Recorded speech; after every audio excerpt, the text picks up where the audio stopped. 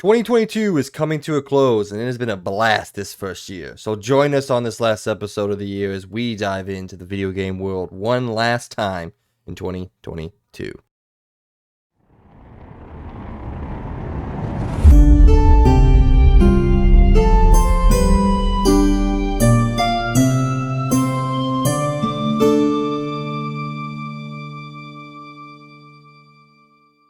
Good morning, evening, or afternoon. What's up, everybody, and welcome to the XP Podcast, episode 33 for the entire month of December 2022. I'm your host, Mike Z, and joining me for the last time this year is my co-host, the Birdman himself, Logan B. What's up? What is up, everybody? As always, happy holidays, everyone. Hope everybody either had a good Hanukkah or I guess this coming. By the time this episode comes out, I hope you guys all have a good Christmas as well. But yeah, no, I'm excited. Last episode, I guess, of this entire year. It's a bit crazy. I'm very excited for next year. Can't wait.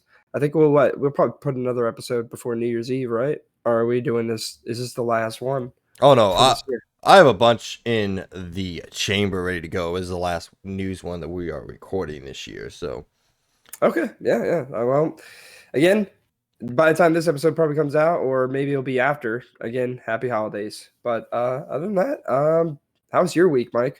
It's been pretty good. Yeah, for information out there, people, we were recording it on December 18th, so if anything happens after this that we don't talk about here, let us know, and we'll talk about it with you in the comments, because we're going to record this and record a couple extra things for you guys, and then we're going to go enjoy the holidays with our families like you all should out there. So, but yeah, week's been good. Work is insane. It's crazy. It's busy, but trying to get the house clean for some family coming into town, and still trying to get some time in the video games. It's a hard balancing act right now. So, you? Oh, I feel that, man. What's up? I just said, how was your week? Oh, my week. Past couple weeks, I guess. It's been very busy at work as well. A lot of orders going through, but I'm really happy though. At least I'm going to be off basically after Thursday. I'll be off for 4 days, so I'm very excited to be off, chill, hang out with family, give away Christmas presents, and open Christmas presents. As always, Christmas is my favorite holiday of the entire year, so very excited. But other than that, I mean, it's been pretty good. Yesterday, I went to, I think I went last year as well.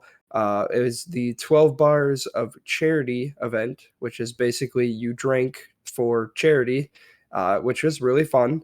Which, by the way, they opened this new, I don't know if you want to call it a bar or a big entertainment place, but they just opened it in St. Louis called the Armory. And dude, this place is huge, like freaking gigantic, dude. It's 6 acres, and this building is just filled to the brim with like stuff to do.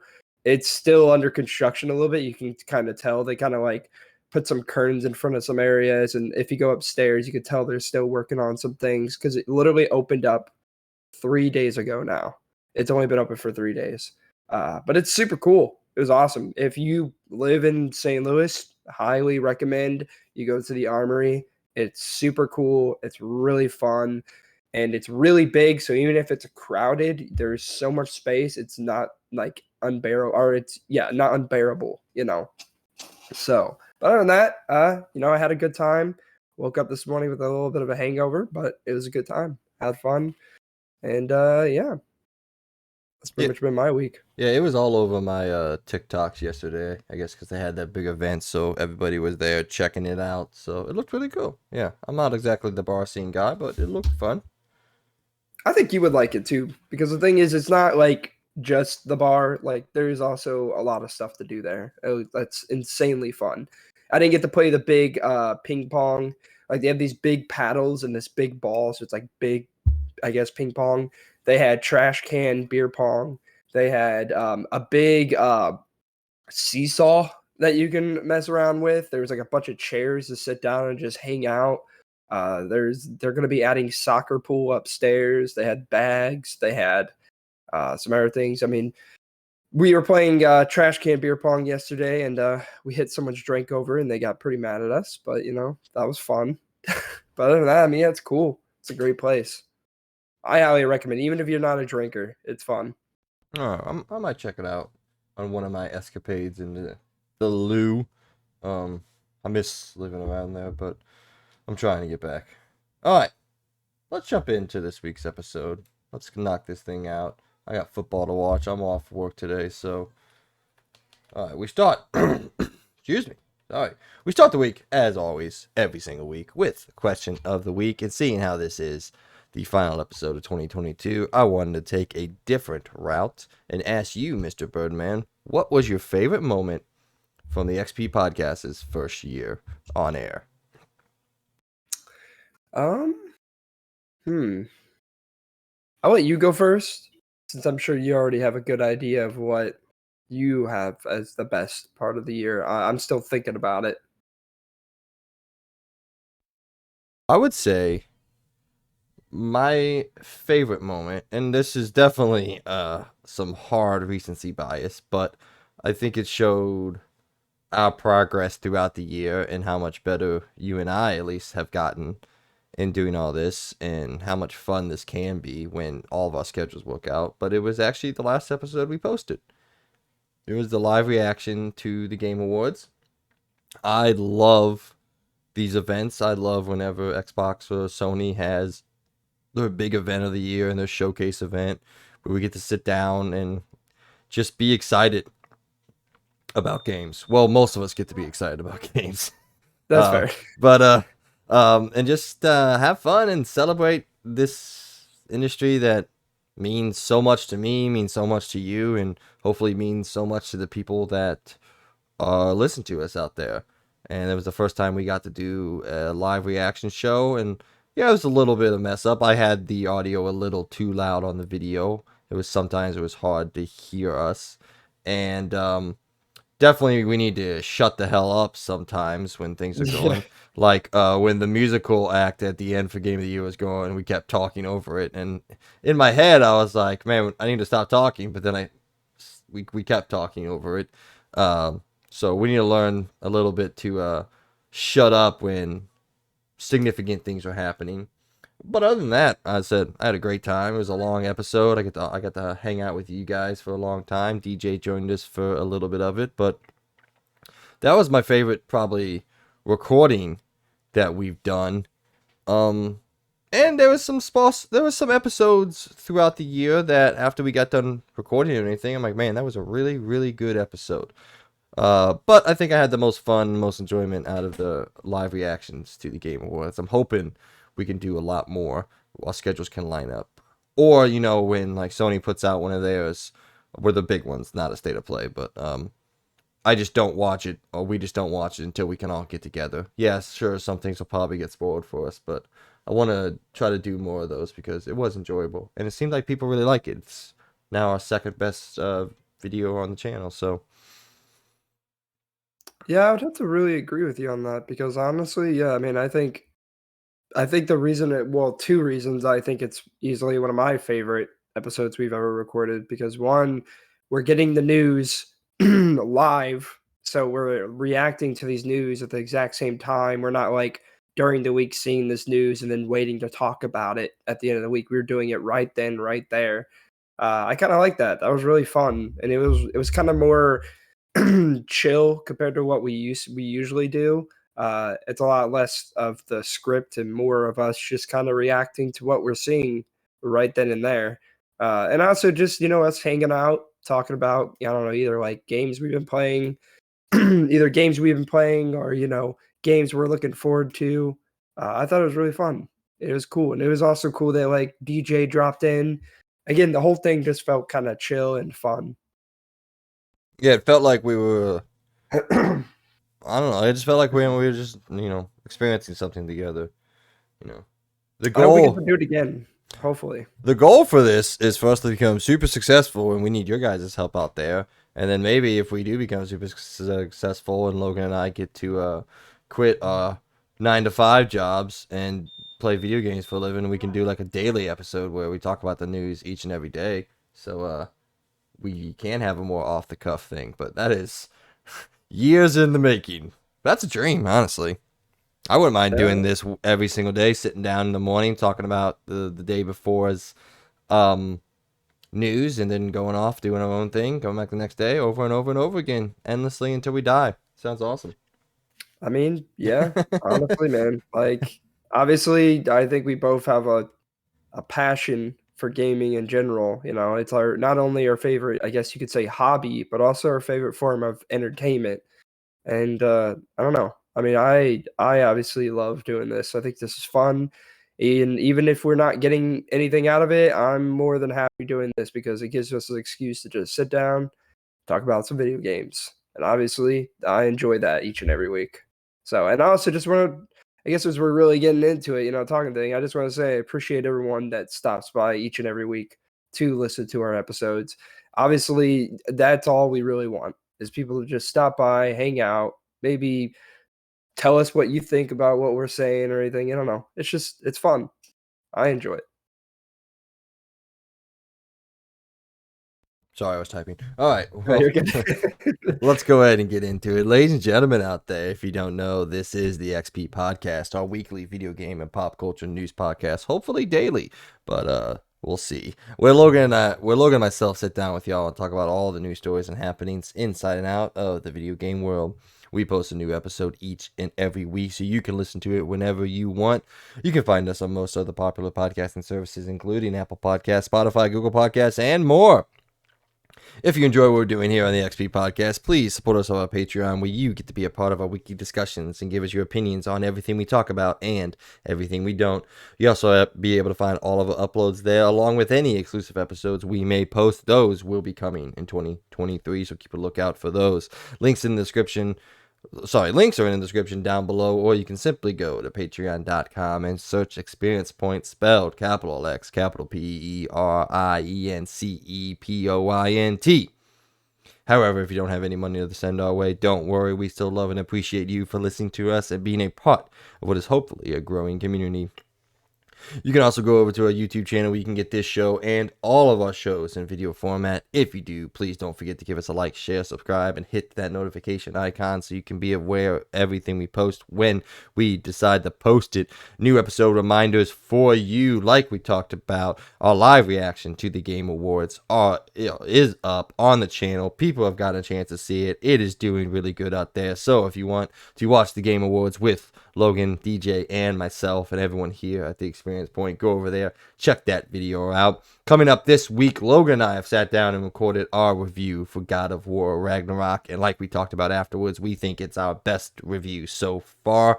We go through about an hour's worth of non-spoiler talk on the game and tell you what we think about the game as a whole, and then we dive into everything that the story and narrative and characters have for God of War Ragnarok for about another hour. So, if you've beaten the game and you want to hear everything that we have to say about all the story plots, go check that out. Watch the whole video. If you haven't beaten the game, go check that out. Watch half the video and then come back and watch the second half. Anyway, with all that out of the way, guys, let's get into this week's show. In our point of the show this week, we are giving you our grades for the Game Awards 2022 and telling you our top 5 moments from the show and the one worst moment that we had from gaming's biggest night. In around the point, we got a bunch of Sony stuff for you. They keep continuing to announce stuff left and right. Sony confirms both the existence of a Horizon multiplayer game and the release window for Spider-Man 2. Henry Cavill has moved on to bigger and better things, and Hogwarts Legacy has gotten its preview window, and we have a lot to talk about. Plus, we ask what is up with their strange release decisions. Then in LTR, also known as Let's Talk Reviews, we dive into the reviews for Callisto Protocol, High on Life, and Crisis Core Final Fantasy VII Reunion. But before we get to all that, it's time for what is now and hopefully forever will be the rundown, where we catch up on all things pop culture that we've been doing, whether that be gaming, TV shows, movies, books, or comics. It doesn't matter to us because we like it all and love to talk about it. So, because we have both been doing quite a bit of things, this is going to be a back and forth one. So, Logan, what do you want to talk about first in the rundown? Well, so I guess what I've been doing this past week is As I've been talking about, I think episode before this, I started playing Witcher 3 again. I started the next gen upgrade or the next gen update. I kind of dropped back in where I left off. Jeez, my throat is going crazy right now. Sorry, people. Um, but uh, it's pretty good. I mean, the update's awesome. I kind of really like the new perspective that they did with the camera now, so it's not so Yeah, I was drawn out gonna. anymore. It's more personal. I That's the really first thing I was gonna ask you because I watch a lot of videos and I was like, man, they went with kind of like the God of War camera, and it yeah, from what I can see, it really like heightens kind of the sense of scope and scale in the game instead of having that really far pulled back camera. So Yeah, and it really, in my opinion, really just it makes the combat feel just so much more, I don't know, grounded. Like it's just so much more close. Or so it's so much. I can't talk right now. It's so much more closer than it used to be, and it just really feels like when you're fighting, there's a lot more going on, and it's really fun. And again, it brings me back to God of War, which we played recently, so it was giving me that vibe. And also just the next gen upgrade with all the well, so they actually used people's mods in this update. Obviously, they tweaked some things, but they even in their notes they actually use mods. And dude, like these new mods with the new textures, the new draw distance, the new how much more foliage they added, just everything, and the way that they do cutscenes now, it's more real time than it used to be. So it used to cut and it would not always show your outfit all the time. Now all cutscenes do that. And it's also in sync with the time of day. It doesn't change the time of day in any way or form. That's cool. I really like that a lot. And again, the game looks phenomenal with this next gen upgrade. I tried the ray tracing mode. I mean, it's kind of cool, but I'm not gonna lie, the frame rate is just bad in the ray tracing mode. Like it's not even like a smooth 30. Like it's like 25 FPS. It just doesn't feel good at all. Like I tried to play in ray tracing mode just for a little bit because I thought maybe I'm like, okay, maybe it's just I'm because I'm jumping from 60 to 30, it's really throwing me off, which I mean that usually does, but usually you could tell if it's a smooth 30. It's like 25 FPS. It's really bad. So hopefully they fix that because, in my opinion, I think ray tracing mode is unplayable. It's phenomenal to look at. It really transforms some of the scenes, especially in the open world and at nighttime, especially, dude. It looks phenomenal. And all the water too. They added all the ray tracing reflections. They used global illumination, and it looks phenomenal. But again, I don't recommend it. But in 60 FPS, still looks absolutely amazing. I've been playing it for 4 hours now, and it's amazing. I'm really happy that I think this is my time. I'm going to beat it. I'm going to play the entire game. I'm just going to get through it all. I've been really enjoying myself. I especially even like the new update to how you use your signs now. They have a more quicker way to access your abilities. So whenever you're using a sign or spell or whatever you want to call it, I know it's a sign. If you hold RT, you just press one of the buttons, and they all correlate to different spells, and it makes combat a lot more. I wouldn't say it's like a complete difference, but it does make it a little bit more fast paced, especially in some of these boss battles. Like I'm doing one of the new quests they added to the game. To get the Witcher from the show to get his armor, which by the way, you had to be level 20 to even use that armor. So it's gonna be a little while before I get to wear it.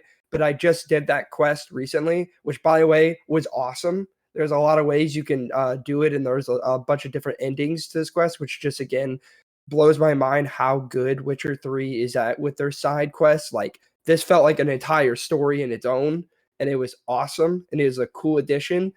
So if you already beat Witcher 3, I mean, I think it's even worth just going and do that one new side quest. It's very cool. I think they added some other side quests too I haven't done yet, and the side quest is still going on. I have to go back to what is it called? I don't remember the name, but it's where the Witchers are. But you know what I'm talking about. Cameron. But yes, I can't say that name for some reason. But I had to go back there to finish, I guess, the second part of the side quest. It keeps going, but it's super cool. I really like it. I think this update's awesome. It's free, so you really can't complain. But it doesn't really mess up the game in any way. I did hear though on PC side, it definitely had some problems, especially on the Steam Deck. For some reason, DX12 just was bad. It just kept crashing. It wasn't working, so a lot of people had to switch to DX11 in order to actually run it. I kind of want to get it on Steam Deck now because they added cross saves now. So if I really wanted to, and I already signed up, I can literally just save my game on Xbox, pick it up on my Steam Deck, go play it, and then save there. And then when I'm back at home, get back on the Xbox to play it more. That's pretty cool. So I might actually try that out. But other than that, Witcher 3 Next Gen upgrade, pretty dang awesome. And I'm actually really excited to get through and actually beat this game because I've been really enjoying myself so far, and I can't wait to keep playing, to be honest.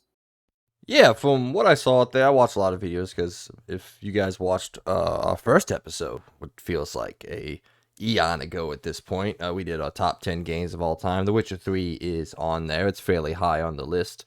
And I just absolutely adore this game. I think it's one of the best games ever made. I think it's probably the best open world RPG ever made, especially Western style.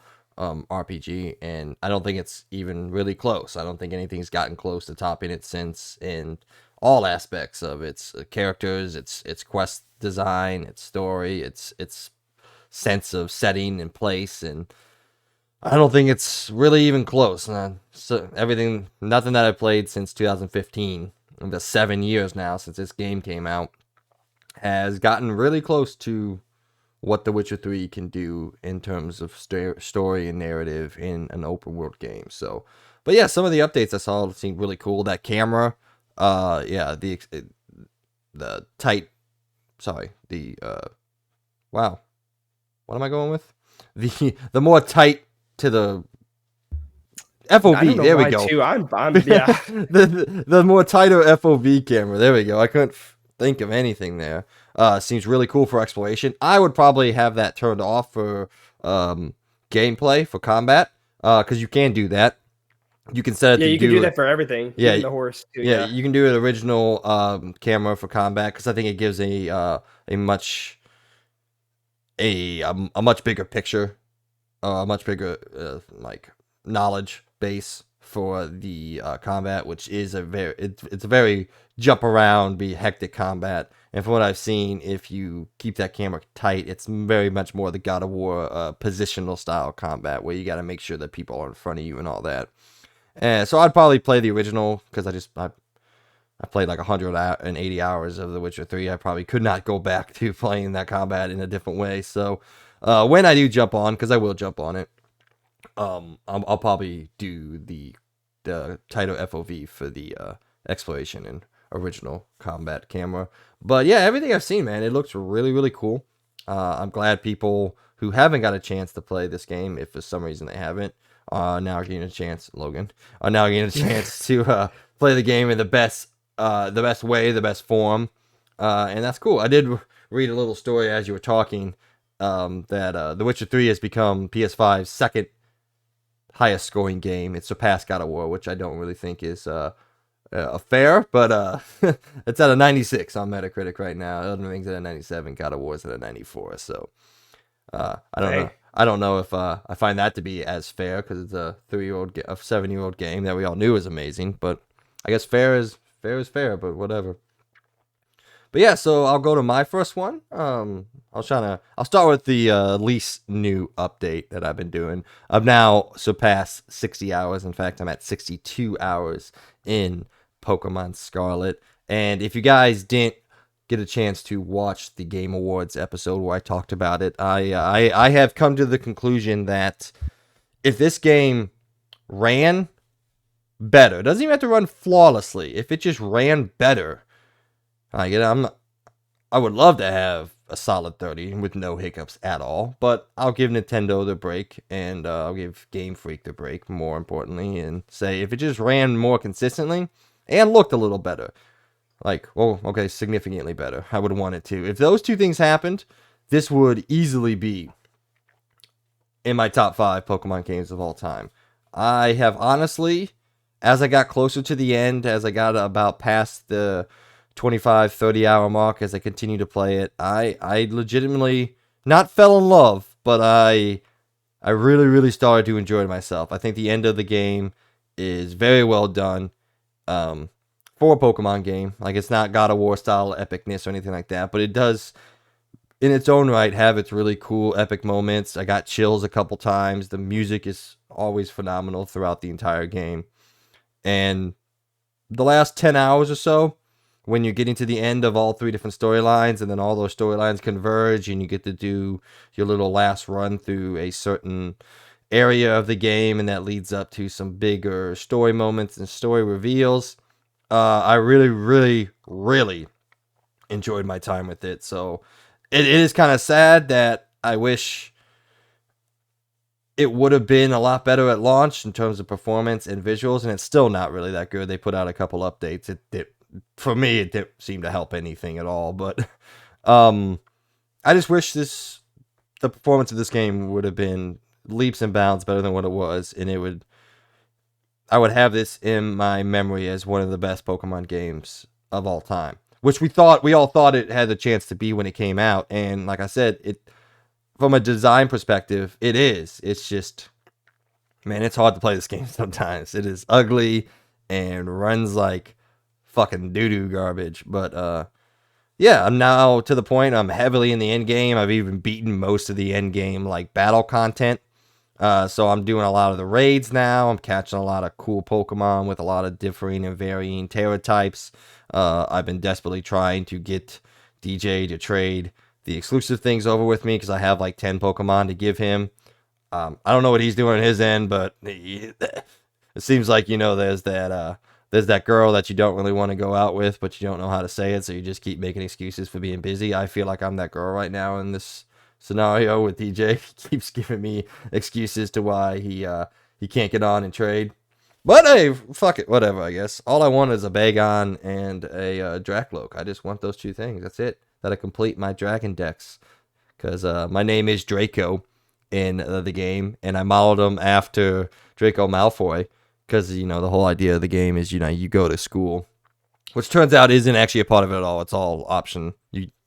I think you have to go to one class as a part of the story, and that's it. You don't have to ever do another class again, which is a little bit of a letdown. I wish it was a bigger part of the gameplay loop, but it's not, so whatever.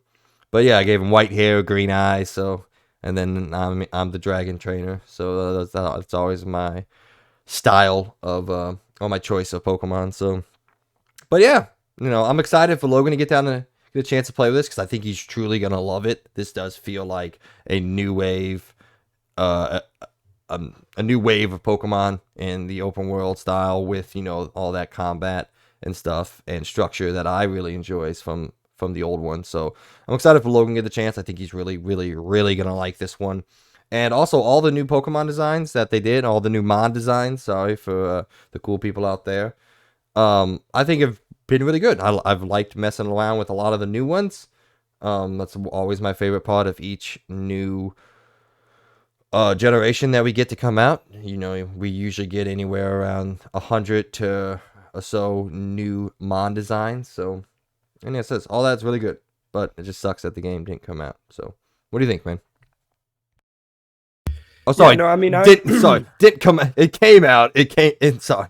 I'm sorry that it came out in a bad state. That's what I meant to say. No, I mean, I really do kind of hope I do end up getting it. I am actually really excited to try out this game, even with all of its flaws. It still looks like a fun game that I think I will really enjoy, even with all of its problems. I have been hearing a lot of the same thing that you said, though. Like, I think towards the end of the game, a lot of people have said that the end part of the game is probably the best part of it. And as some people said, it's almost like the writing team had to check off a bunch of things, and then as soon as they got done with that, like, all right, let's do something new. And then that's what they did at the end of the game. They kind of like, we're gonna actually do something here. That's what I've heard. Again, I haven't played it myself, but I'm still really excited to try it out. I like open world stuff a lot. I'm a sucker for open world things. I don't think everything needs to be open world, but I do think Pokemon is a very good game to be open world because, again, the whole point of it is you exploring around trying to find Pokemon, and I think that's just fits in perfectly. So I'm really excited. Hopefully, I do get it this Christmas. I'll let you know, Mike, if I do. And then hopefully me and Amy will be playing it and trading Pokemon because she asked for Violet, I asked for Scarlet, so we'll both be playing, and then we could probably trade and do all that. But I'm really excited. I actually am very excited. I really hope I do get it and get to play it. But other than that, yeah, I mean that's great to hear that you are enjoying it. I mean, you put 60 hours in it. I think you wouldn't keep playing it if you didn't enjoy it. So yeah, no, I mean I really do hope I get it so Yeah, then I can try it out.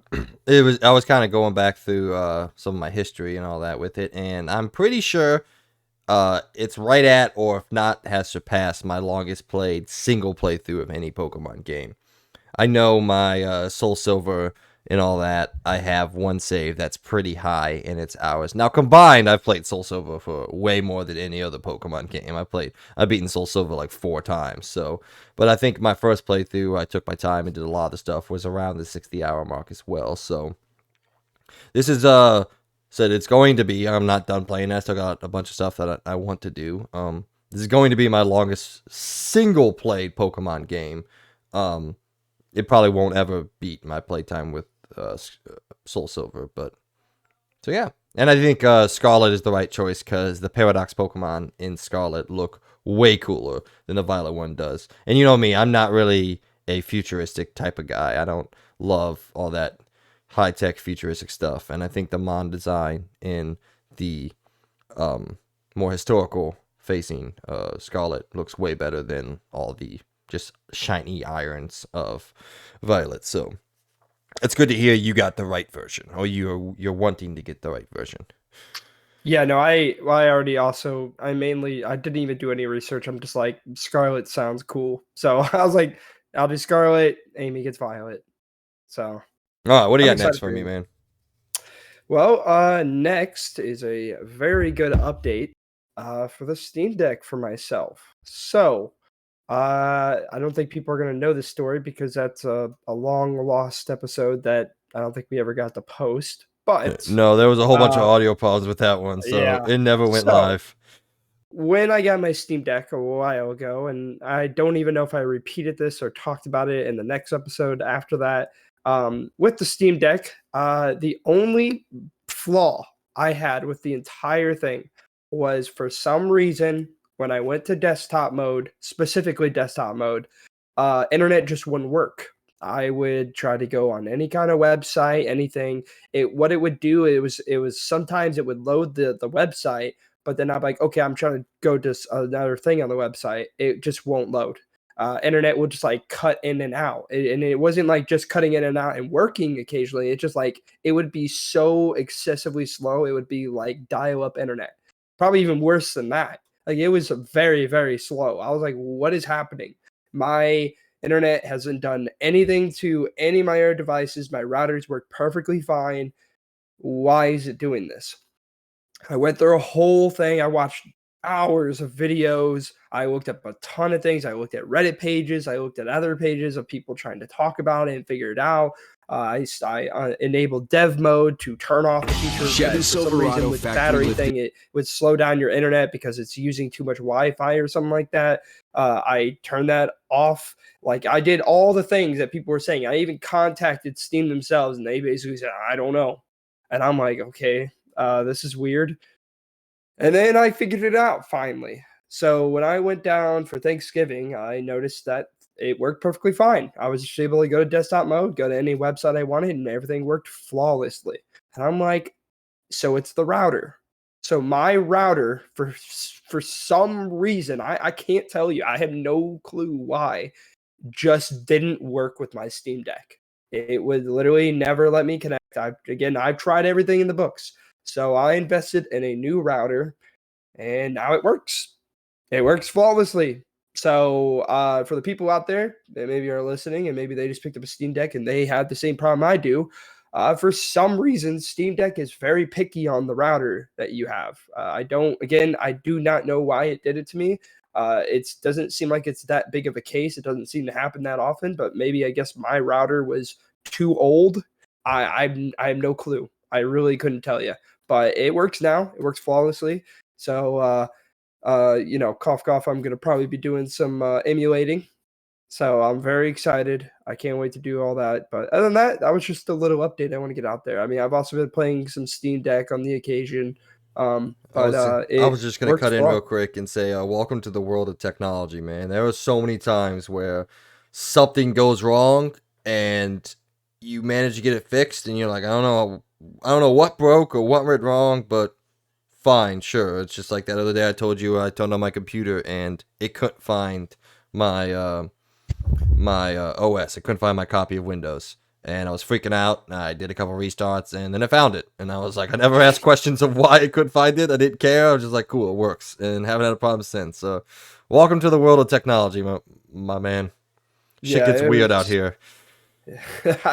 I still don't know why too, because like brother just got a Steam Deck and he didn't have any problems. Flawless. Even on hotel internet, it works fine for him. So I was like, I don't know. I really don't. I also another small update.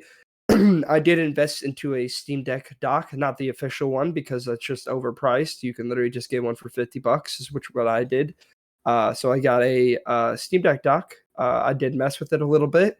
And it works as you think it would. You plug it in, you plug it in the TV, you can change the resolution, and I played a few games on it. It's pretty cool. I'm excited about it. I need to invest into a new plug and also an HDMI cord because I can't really use my Steam Deck dock right now because I don't have either of those. I need more plugins and I don't have enough.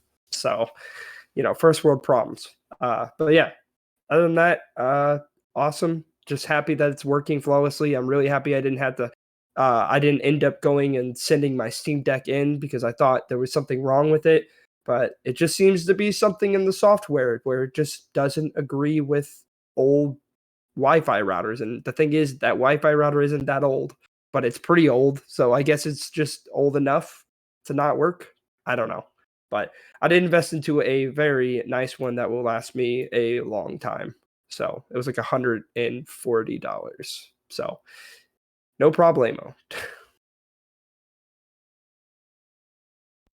Just keep going. That wasn't really a game, so just keep going.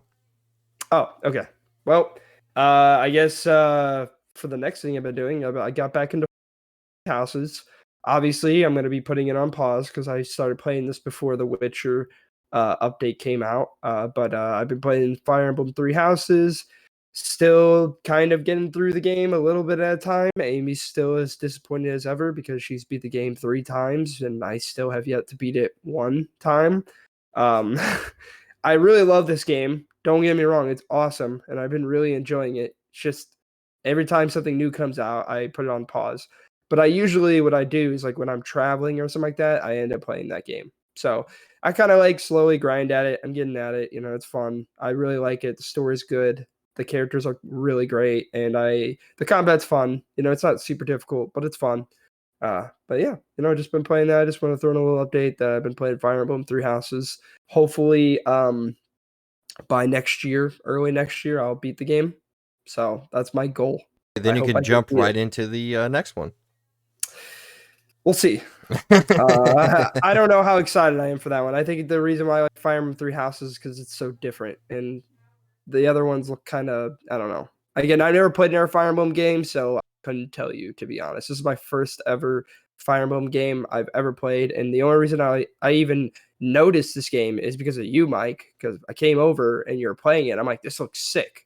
Like I want to play this, and even Amy was amazed. So we both got it, and yeah, I need to beat it. I really do like it a lot. It's just a long game. It's kind of Yes. like Persona.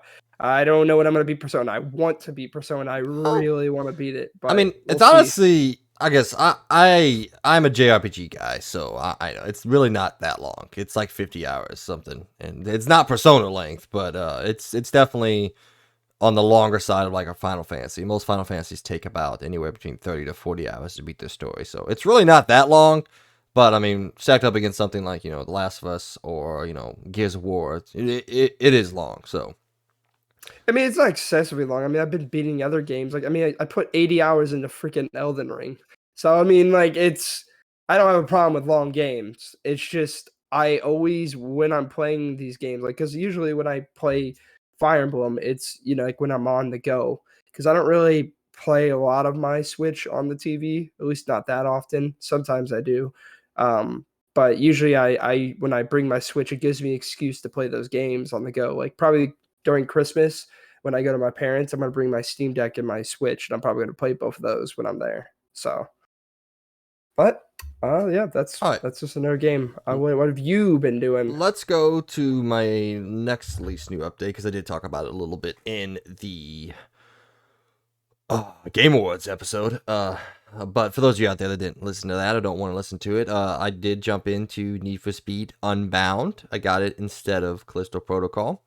I asked my family for Callisto Protocol because I'm 31 and I still want my mom and dad to buy me video games. So never grew out of that one. But anyway, so Need for Speed Unbound so far played for about 8 to 10 hours. I'm not deep into it, but I do know what the game is, and I will say this: what the game is it's a Need for Speed game with a ridiculously cool visual style to it. Now, that may be a negative to some people. It's not really a negative or a positive for me. It's more of like oh, okay, cool. So it's not really different. It just looks different. So if you like Need for Speed Heat, Need for Speed Payback, well, no one liked Need for Speed Payback because it sucked. But if you like Need for Speed 2015 and Need for Speed Heat, this is those games. That's what it is. It's definitely more Heat than 2015 was. But if you liked Heat and you like that kind of gameplay loop and you like the risk and reward style of world exploration that is in that game, then you'll like this one. For those of you that don't understand what that means, there's a heat system, and for every single race you do, you build up a heat meter, and the higher and higher it gets, the more aggressive the cops are, the better the cop better the cop cars are that they use against you. The higher levels you get, they start bringing out roadblocks and helicopters and everything like that.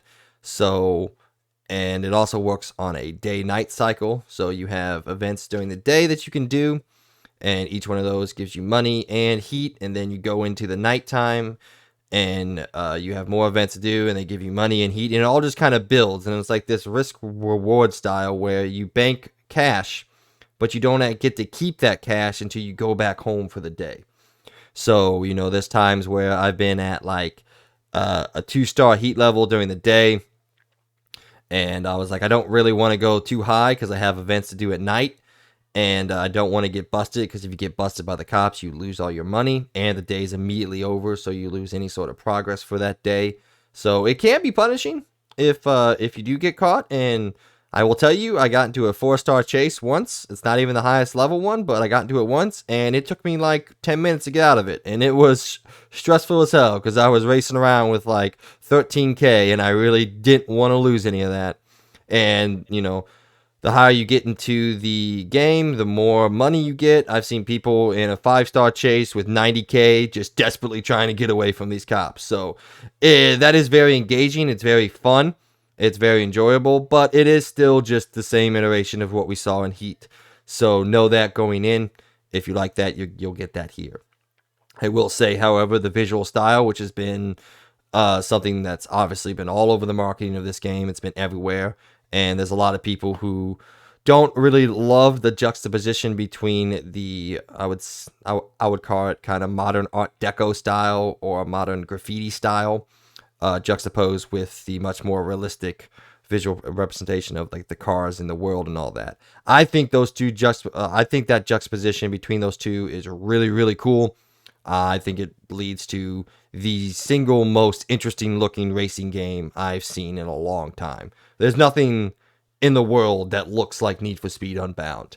And I think that's a pillar that they can mark their cap on. And I would not be upset if this was Need for Speed's visual style going forward. Because I think they've done more than a good job of making it feel like it deserves to be in the world and making it feel interesting and new. So that part of it is my favorite part of the game. And then the story is the story, man, is a Need for Speed story. It's the most corniest, cheesiest BS you've ever seen, and some of the things that these characters say are the deepest of eye rolls that I can muster. But that is to be expected, I guess, a little bit of Need for Speed. But I would not say the story is good in any way. It is there to get you through the game, and that is it. So that's all I got to say on that. I said it's good. There's nothing really great about it other than the aesthetic of the game. The rest of the game is just a good, enjoyable Need for Speed game, which is I think is what the series needed after having so many fumbles the past generation or so. So, what do you got, man? I mean, I know you got nothing because Well, you hate racing games, but yeah, I mean, as much as it look cool, and I really actually do like the art style that they're going for, and I like the mix between real and art. I kind of like that. It's really cool. But it's just a racing game. It's nothing too crazy for me, and I just don't really care for racing games. Like again, we attempted to play Forza Horizon 5, and I just got bored within an hour. I was just like, it's just, I don't know. It's not that exciting to me. I'm not a big car person either, so that doesn't help. Like, if I had $1 million, would I care to get a nicer car? No. I honestly am that kind of person. I don't really care about cars. Cars are just like, it's a vehicle, it gets me from point A to point B. Does it look cool? Yes. But I don't really care. I'm not gonna lie. we'll say the Um, customization is stupid deep, man. You can go all the way in and customize like the sound that your exhaust makes. It is really cool, and I've spent quite a bit of time just trying to get my car to look like how I want it to look. So, that's pretty cool though. I do like that. all right, what do you got But next, man? what I've been playing, probably a while ago now, said I was going to be playing a game that I thought was really interesting. I know Mike here isn't, wasn't really digging it, but I really like it. It's called High on Life. It's made by I think Squanch Games, or is that what their Yep, studio is called? Squanch Games. Yeah, Yes, yeah. And if and I you've want to cut watched, in real quick. I want to cut in. I yep. wasn't not digging it. I thought the art style, visual design, the writing, all was really really cool. I just thought the gameplay looked kind of blah. That's what it was. Yeah, and I mean, I'm not gonna lie, gonna be completely honest here. It's a very basic shooter. It's nothing like mind-boggling crazy. It's not like on the level of like, for example, Doom Eternal or stuff like that. Like it's a very basic in a sense. Like there are ways you can really like especially where I'm at now, you get an ability where you can dodge and everything. So it's like you get dodging and everything. It's a very arcadey shooter, is what I would probably call it. But I really digged it because again, I'm a huge fan of Rick and Morty. And they also have another show called, was it called Polar Opposites? Or it was something else. It was a Hulu show, and it's about like some aliens and that. But probably the most popular, obviously, is Rick and Morty. So obviously, you have a lot of the voice actors from Rick and Morty in this. Especially the gun that you carry pretty much throughout the entire game is the same voice as Morty. And it's funny. I think the thing that I've been really enjoying, a lot of people have been complaining about, and again, since day one, by the way, since I downloaded this literally the minute, the hour that it started. You literally have a setting in the options that you can literally turn off the constant voice thing on the guns. So if you don't want that, you can do that. But I mean, I've been playing it. I keep it on because I think it's funny. That's the whole point of the game, is the comedy behind it, because it's got that same humor as Rick and Morty. So I think it's really funny. I think it's really great. It's a very basic shooter, but it's really fun to play. It's actually pretty difficult, to be honest. The first boss battle, I died like 3 times to it. It was really difficult. But it is really, really fun. I do plan on keeping on to get back at it and start playing it again. I think I will really enjoy it. Maybe I'll actually just jump on that and beat that first because that's probably not that long of a game, to be honest. I only put like 3 hours in. I've only defeated one of the bosses, I guess. So again, comedy's funny and everything. I think it's really fun. Again, you got to go into it knowing what kind of comedy style it is. So if you like Rick and Morty, you'll like, I guess, Polar Opposites is what it's called. Maybe I'm completely wrong in the name. I don't know the name by heart. It's a Hulu show. Um, it's that comedy. So if you go into it knowing what kind of comedy it is, I think you'll really like it. I am really liking it because I like that comedy. I like the funny, just not serious story at all. Just a lot of dumb stuff happening, especially at the very beginning of the game. I do really kind of like the style. Honestly, what I could compare the style of the game with its art style and everything kind of reminds me of like, like when you're on your phone or whatever and you're on YouTube and all of a sudden you get an ad that pops up for a mobile game. Yeah, like how they show these like really crazy looking trailers, but clearly when you download the game, it has nothing to do with that trailer. It kind of the game style kind of gives me that vibe of like it looks like those trailers, but it's an actual game because it's got that very, I don't really know how to describe it. It's got a very sort of plain look, but also a very stylistic when it comes to like the aliens and all that.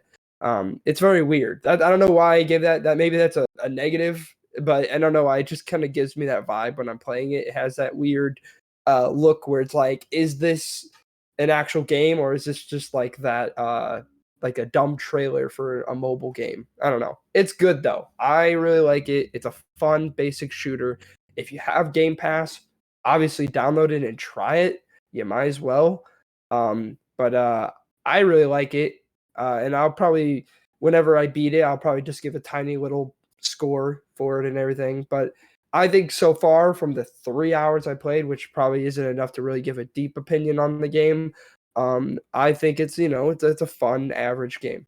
It's an average fun shooter with good comedy. It's nothing more and nothing less. All right. Well, that's good to hear. I'm glad you enjoyed it. Like I said, I thought everything outside the gameplay looked like it would be just a fun game. I just thought, yeah, the gameplay and the gunplay looked, very blah to me. So, but That's fair. I'm glad you enjoyed it. Oh, all right. I got two more things. I'm gonna go with the one I have less to say about.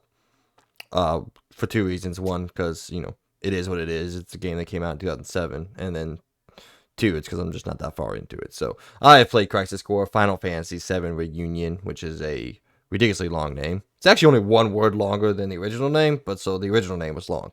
But I played about 4 hours of it, and it is Crisis Core Final Fantasy VII, and every positive or negative, which I don't know. I didn't expect anything else. I don't know if people out there were expecting everything else, but it's not the leap that Final Fantasy VII Remake took as compared to the original Final Fantasy VII, which makes sense. There's an extra 10-year gap in between those games. But yeah, it's Crisis Core Final Fantasy VII in its structure and its design and everything. It's just the best looking, best playing version of Crisis Core Final Fantasy VII. I think the combat is really great. They've updated it. They've sped it up. They made it easier for people to jump into, and it looks like a high remake. I would not say it's a remaster. Granted, everything has been changed in a way, but it's not the remake, or sorry, I wouldn't call it a remake. It's not the remake that Final Fantasy VII was. It's not that big of a gap, but it does bring it into the modern era of gaming. It looks like it could have been well, honestly, it looks like a Switch game. It looks like a Nintendo Switch game, and I don't say that negatively. I'm just saying it doesn't look like a PS5 game, which is fine. It never was supposed to look like a PS5 game. So, but I think it plays well. It runs well. It is good.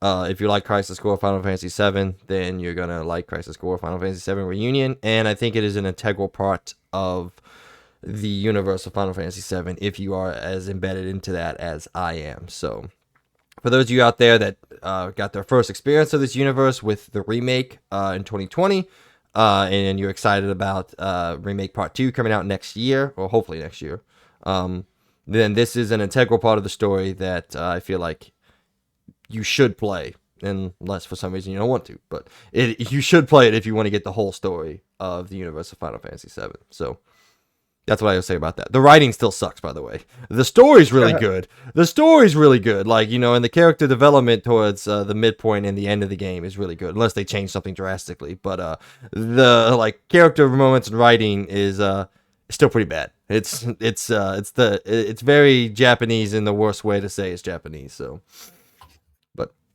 all right, well, why don't you wrap up with your TV shows here, and I'll get to my last thing.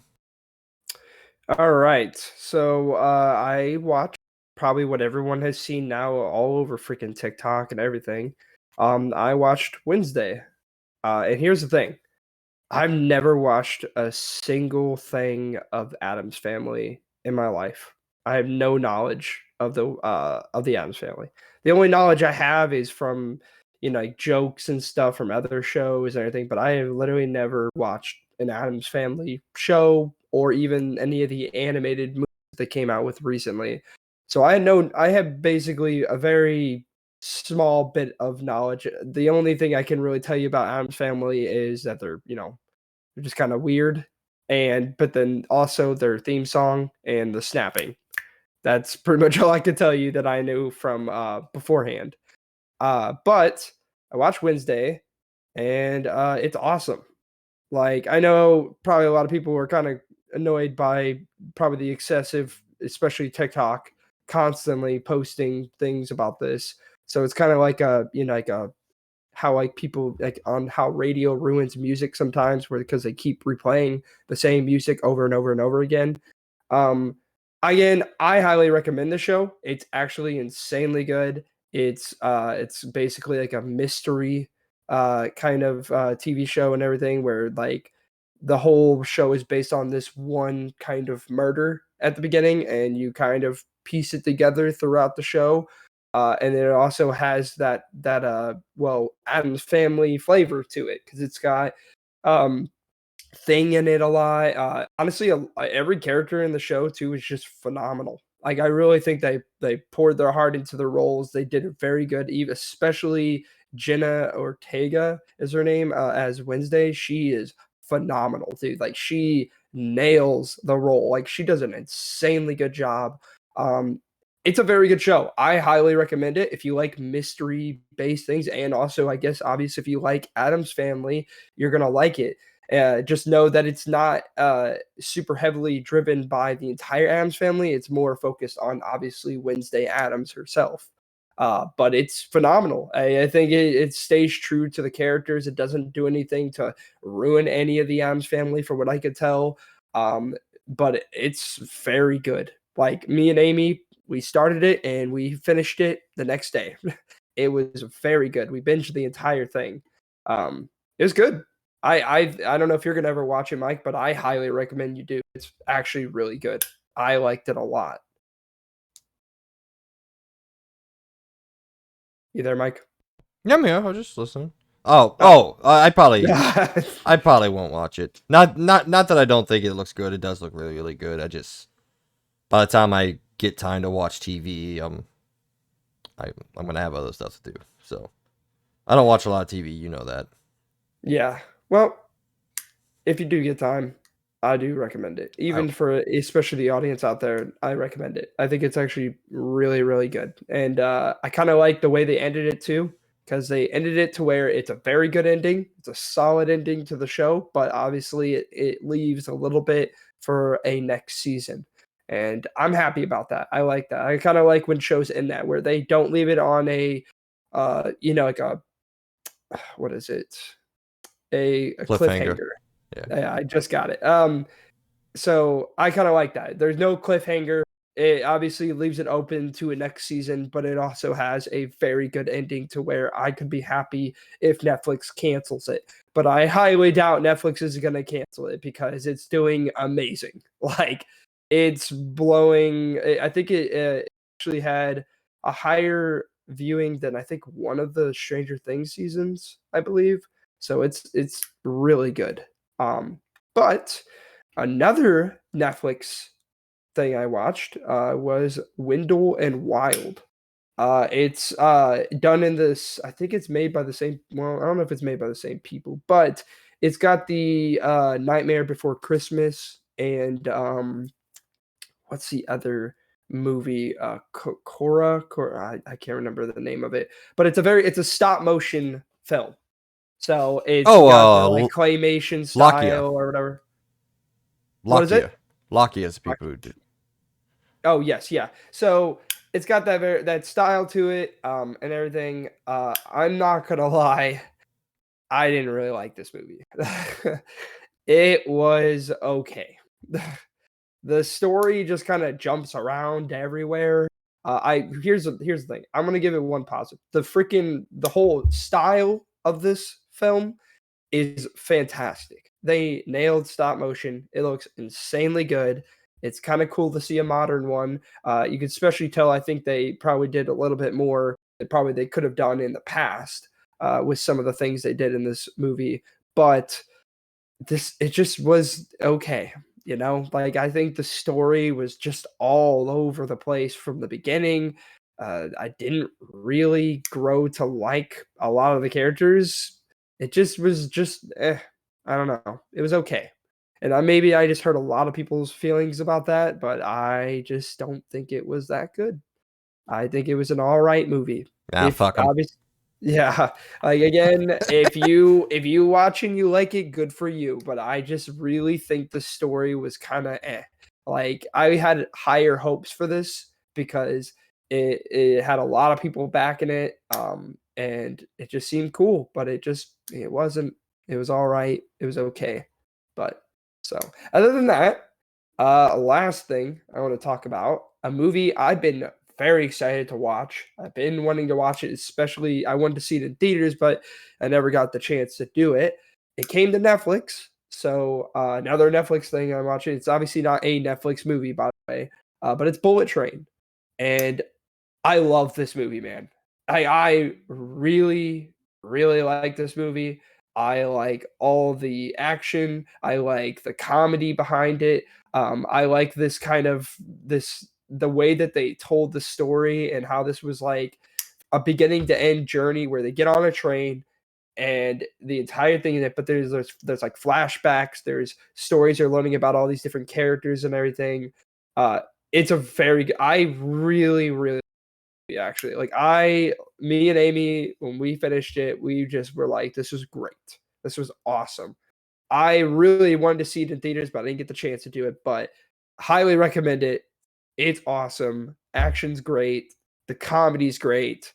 And they have a ton of good people in this film. It definitely recommend it. It's so freaking good. All right, well that's cool to hear. I guess not for Wendell and Wild. That's sad to hear. But yeah, Yeah. Bullet Train's movie I've been wanting to get into. I'm much more a movie guy than I am a TV guy. You know that, so I will probably Yeah. check out Bullet Train. Also, for those of you out there, maybe you've got a chance to see it. Avatar is out. It's in the wild. I'm trying to figure out a time to when I can go and watch it. I'm hearing great things about it, so that's good. Of course, there's always going to be those haters out there, but fuck those haters. But yeah, I can't wait to see it. I love Avatar. I love the first one, so I can't wait to go out there and see it. So, all right, the last thing that I've been doing, we got news during the Game Awards that Forspoken was going to get a demo. So, a game that I'm tentatively excited about. I got a chance to hop in and play it, which I was excited to get a chance to hop in and play it. And what I can say is I'm still tentatively interested. I wouldn't say I'm excited for it anymore. I'd say I'm still interested. And I'm of two minds. And those two minds kind of come together in the same type of way. In one mind, I think my feelings on what this demo was it was just a bad demo. Cause it takes about maybe 2 minutes or so, 3 minutes, puts you through some tutorials, and then drops you into the world. And you really do feel like you're dropped into, 15 hours into a 30-hour experience. Like you have half your spells unlocked. There's all these different controls and everything like that. And it is overwhelming in a way. Like, I grasped all of it, but I just didn't have that slow, steady build up progression to really understand this combat system and how to do it. I will say overall the game feels super jank. I think it looks good. It doesn't look incredible. I think it looks really good. I think the movement is spectacular in it. It feels really good to move around the world. The combat, while the depth of the spell system appears, at least from what I've seen in play, to be very deep, and you can do a lot of different things and interesting, cool things in how you go about engaging in this combat system. For me, it felt very janky, mostly due to the fact of the weirdest decision I've ever seen in a video game. When you lock on to an enemy, this has a lock on, most games do. When you lock on to an enemy and you go to like shoot a spell at them, you still have to aim that spell. So it's only a lock on to like lock your camera onto them. And in one-on-ones, this works very well. It keeps the enemy in front of you. It keeps you engaged with the enemy. It works very well. When you're in groups, this sucks. Because like there's times where you take on some flying enemies and you'll lock the camera onto them, and then you go to pull the spell, and the reticle's not even lined up with it. So you still got to line the reticle up. And with how quick this game moves and how many button presses you have to press to really just engage in the combat, I think that's one too many buttons that you have to press to, to actually move your hand over to the stick and aim. I think it's one too many button presses to make me feel confident in the combat system, because there is a lot of, you have to press circle to get your traversal going, then you gotta press X to really jump over and vault over things and enemies, and then you gotta press R1 to select the spell, R1 and L1 to select the spell, then you gotta press R1, L2 to cast certain spells, and then to throw in, they want you to actually aim your spells with the left stick. I think it's just one too many button presses for me to really feel confident in it. And like I said, that may change when, you play from hour one and the game takes its time introducing everything to you and you understand what spells to use and what situation, and you really have a whole grasp of how to do these things in that muscle memory. But me jumping into this demo, feeling like I got dropped into a middle of a game, into a middle of a very deep combat system and a very optional combat system. Oh, sorry, not optional. I meant like, a lot of options in that combat system. It felt very janky, and it felt like it could be a problem. So that is my overall perspective on it. It did kind of take away, probably not a day one for me, especially with, in 2 weeks after this, we're getting Hogwarts. And you'll hear what we have to say about Hogwarts in the coming hours. Spoiler, that is definitely a day one for me. So it might be one that I skip out on. So, but yeah, that's what I have to say. What do you think? My opinions on this game. Even without the demo, I just don't care. It looks okay. So I will say visually it looks good. I said the traversal mechanics really, really good when you're just exploring the world. I just think combat felt really weird. And again, that could just be where they drop me in the demo, and if I play it from hour one, it feels a lot better. So I don't know. I haven't played this game from the beginning, so I can't tell you what that is. All I can tell you is what I played with it felt like a very janky combat system, although a very deep combat system, because there is a lot. There's over 100 spells that you can learn in this game. Like, there was a lot there. So, and getting dropped into the middle of that with, what felt like a minimum of a quarter of them, if not, a little bit more at your disposal, it felt a little weird. Let me just give you an example real quick, because we're running a little bit long, but let me give you an example. So to cast a spell, you can tap R1 to cast a basic spell, or you hold, R2, or you hold R2 to cast a more detailed spell. Then you can select different spells with R1 from a radio menu. Then you have support spells with L1 and L2 that you can do the exact same thing with. Cast basic, or hold to cast a more specialized. Then you can select from the weapon wheel with L1. Then you can hold R1 and L1 together to bring up an entirely different set of spells, entirely different style spells. And then within that second style, you have all the other options you had from the first style. So tap R2, hold R2, select spells with the weapon wheel, with R1 and L1 and vice versa. And it appears to be at least 4 different sets of spells you can do. So there's just so many. We thought God of War was a lot of button presses, which it is. You got to press a lot of things and be engaged. This thing's on a whole nother level, and it felt cumbersome to engage in the combat system, however visually appealing it may be. So yeah, it's a lot, man. All right. That seems like a lot. Yeah, it was when it was like teaching me how to play, and I was like, "Holy shit!" I'm like, "This is a lot of things I gotta be aware of and be like engaged with." So we'll see. I'm probably still gonna give it a chance, but I don't think it's a day one for me, unfortunately. So, all right, man, that was the rundown. For those of you out there that have been listening, we ran a little long, but we've had a couple weeks of things to catch up on. So let us know out there what you guys have been playing. Have you jumped into Need for Speed? Have you jumped into The Witcher next gen? Is it as good as everyone's out there saying? Did you get a chance to play the Forspoken demo? And maybe I'm off. Maybe tell me I'm wrong in the comments. And I like to engage and I like to discuss with people. So give me that opportunity out there, please. All right, we're gonna go in now to the point of the show, also known as Pots.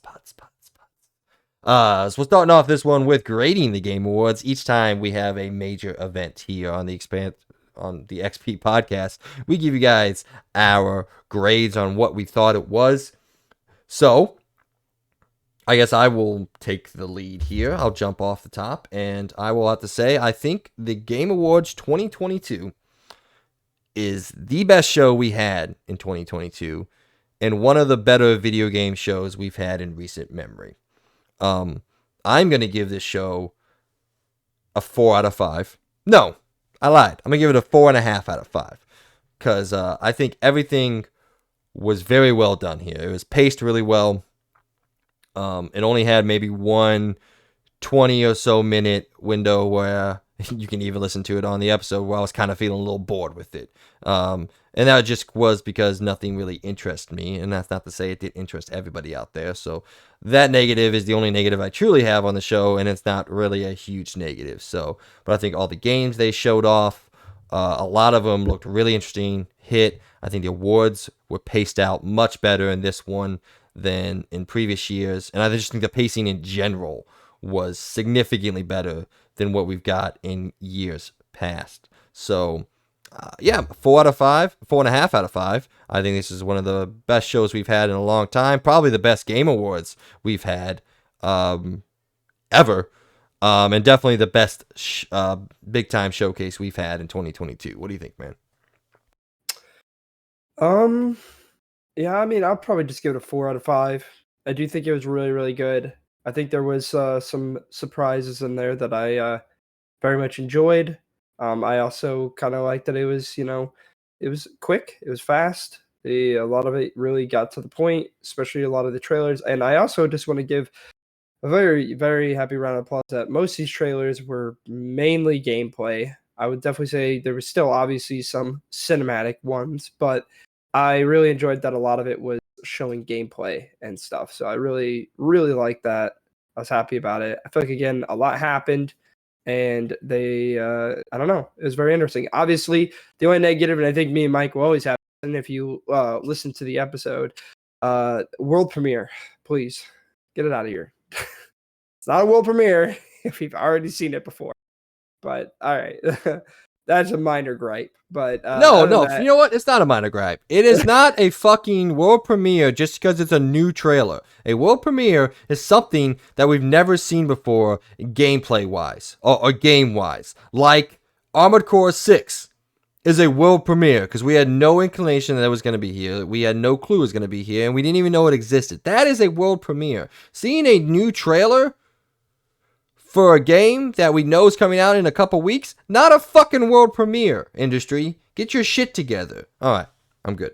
Can we go to hashtag get rid of world premiere? Hashtag kill world premiere. Okay, well, yeah, maybe not kill world premiere. Well, maybe not kill, but I don't know. It's just cancel world premiere. There you go. I don't think it's going anywhere because like they know what they're doing. They slap world premiere on it, and people are like, "Oh, here we go. What's this?" And it's like, "Oh, we've already seen this." So yeah, it gets people on their feet. And yeah, like, oh.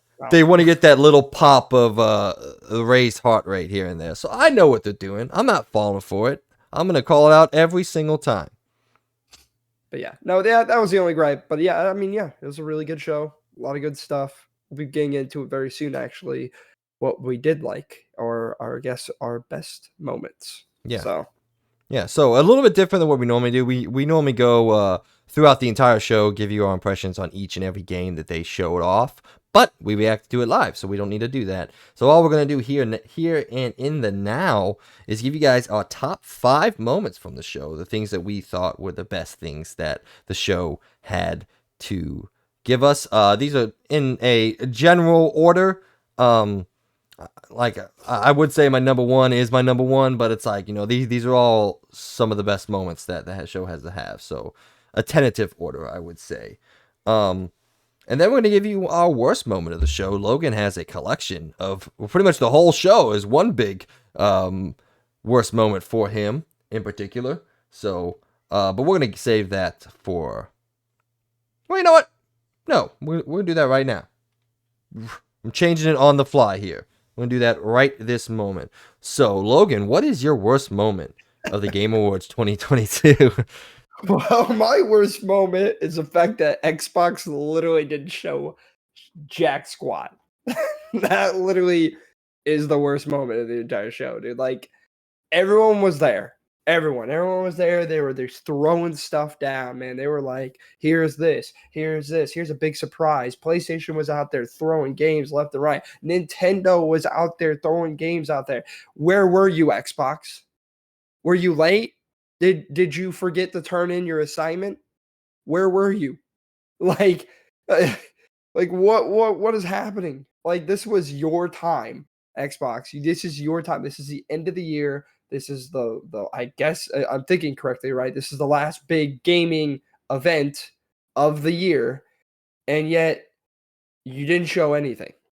Not even like I literally during the entire spoiler alert, I was like, Xbox, give us one trailer, just one good trailer. You have all these projects. Give us one gameplay trailer, please. I don't care what game it is, just one. And they gave us 0. So I know this technically isn't a worse moment. Clearly happened, but that is the point, is that Xbox literally just didn't come out with anything. And I, as an Xbox fan, am very disappointed because I really do want Xbox to really just start coming out with some things. And I know next year we got some good ones coming. I mean, personally for me, I'm very excited for Starfield. I am actually more excited for Redfall. I think it'd be a fun thing to play, especially with me and Mike. I think that'd be a fun game to try out together. But that's it. That's all we know right now for next year. And I really kind of want them to prove me wrong, maybe other people wrong. I want more. I want one of those studios to really just come out and be like, we're coming out with a game this year. I want that. Please. I mean, for me personally, it's moved past the point of just being weird. It's getting a little farcical. It's like we haven't seen anything from some of these games that have been theoretically in development for 4 to 5 years, ever since they bought those studios back in 2017 and 2018 when they had the big spending spree. And it's getting a little how has Hellblade 2 not come out yet? Yeah, actually, I forgot about that. Yeah, when is that coming out? Like, that came. We saw Hellblade 2 in 2019. Holy crap. How has it not come out? We've seen it 2 or 3 more times at like significant big events, video game industry events. It's how is that game still not here? And where the hell is Fable? Yeah, where's Fable? Where's Avowed? Where's Avowed? What the hell's going on with Perfect Dark? Perfect Dark, thank you. It's like I'm very excited for Perfect Dark. I want to see that game, and I just, for not being the Xbox guy on the show, I still would like to think I let it known the fact that I still enjoy Xbox stuff. I like a lot of their games. Oh, okay, I like some of their games. But and I want to play some of these games. And the fact that it's, like I said, it's getting, for me at least personally, it's getting a little farcical to the point that they just haven't shown anything from their studios, the one that they are, the games that they themselves are making and behind. And I don't know what's going on. I don't know what's happening over there, but I'm not gonna lie, I'm gonna be really mad if a Gears 6 comes out before any of these other games. Like they just come out the trailer and like, yeah, it's coming out now. It's like, okay, like I just come on, people. Like Xbox, where are you? I really, really want you to come out with some good games. I want this generation to have you come back because Xbox One generation, there's no pushing it under the rug. It was horrible. You did nothing. Please, this generation, come back, give us some games. I know technically Starfield Net were worked on before, they bought them, but at least we will be getting those games. And I am very excited for Starfield and all that. But I do want to kind of see these actual studios. I know Bethesda technically is now their actual studio, but these other games that haven't been worked on before these, like I want to see those. I want to see Fable. I want to see Avowed. Please. Hopefully next year will be the year that Xbox really puts out some games and they could finally stop people from saying, "Where are the games, Xbox?" That will hopefully be next year. Hopefully. I hope so. Please. yeah, But other than that, what is your worst moment? I was gonna say I think you nailed the head on the hammer. Oh wait, nailed Yes, the I got it. something like that. Yeah, Yeah. whatever it is. Yeah, it's like I'm excited for Starfield. I'm excited for Redfall. Those I don't see as Xbox games. I see Fable, Perfect Dark. The next Forza. Where's the next Forza? Where's Motorsport 7? Those are the Xbox games I want. So I just I don't know. I just want to see them. Hopefully these things don't fall into the scalebound hole. Uh, that would Oh, be sad. please no. That would be sad. I still want to see that I'm game. so disappointed. Actually, I really wanted to play Scalebound. That game looks sick, but I'm still waiting for the documentary to come out about what happened there. But all right, my worst moment of the show is something that when it was first coming out, very excited for. When they first when Crash came down from the bro, literally rafters. crashed in. Yeah, I was like, this is awesome. I love Crash Bandicoot. What's Activision going to give us next? And what Activision gave us next is a 4v4 multiplayer game called Crash Team Rumble. And I don't think I went back and I listened to the show, and I don't think I was as critical on the episode as I should have been. Because this is not what anybody wants from Crash, Activision. If you're listening to us, this is not what we want. We don't want a 4v4 Crash Team Rumble fucking game. And what I have to say is, if this isn't free to play, who's going to buy this? I give it like 3 months. Yeah, who's going to buy a 4v4 game and convince their friends to go out and buy this 4v4 game as well? No one's going to play this shit. And it's coming from someone who's been playing Crash since he was a little kid. Been playing Crash since the PS1 generation. I love Crash Bandicoot. Yeah, no one's going to play this shit, Activision. I don't know who made the decision that this is the game that they wanted to come out with after making the phenomenal Crash 4. I thought the series was back. I was like, yes, we're going to start getting Crash games consistently. And this is what you decide to make. Hell no. Absolutely not. Not what I want. Not what any of us Crash fans want. I don't even think what normal vanilla gamers want. So, honestly, this just kind of reminds me of like, why don't you just tack this on to another Crash game? Like make Crash 5, but then add this as a side thing that's like, a little bit of like, hey, this is a little bit of spice to the package, like, cause like, like old games back in the day used to always have a campaign and multiplayer. Every game, like literally every game pretty much had that. Like Ratchet and Clank, they always had multiplayer with it. Like if they added this with a Crash, I don't think people would complain. They'd be like, all right, this is cool. This is a little fun little side mode with the game. It'd be a lot like what Capcom does with Resident Evil. Like they come out with their games and they have the multiplayer modes that nobody gives a shit about, but they're there if you want to experience them. So yeah, it's.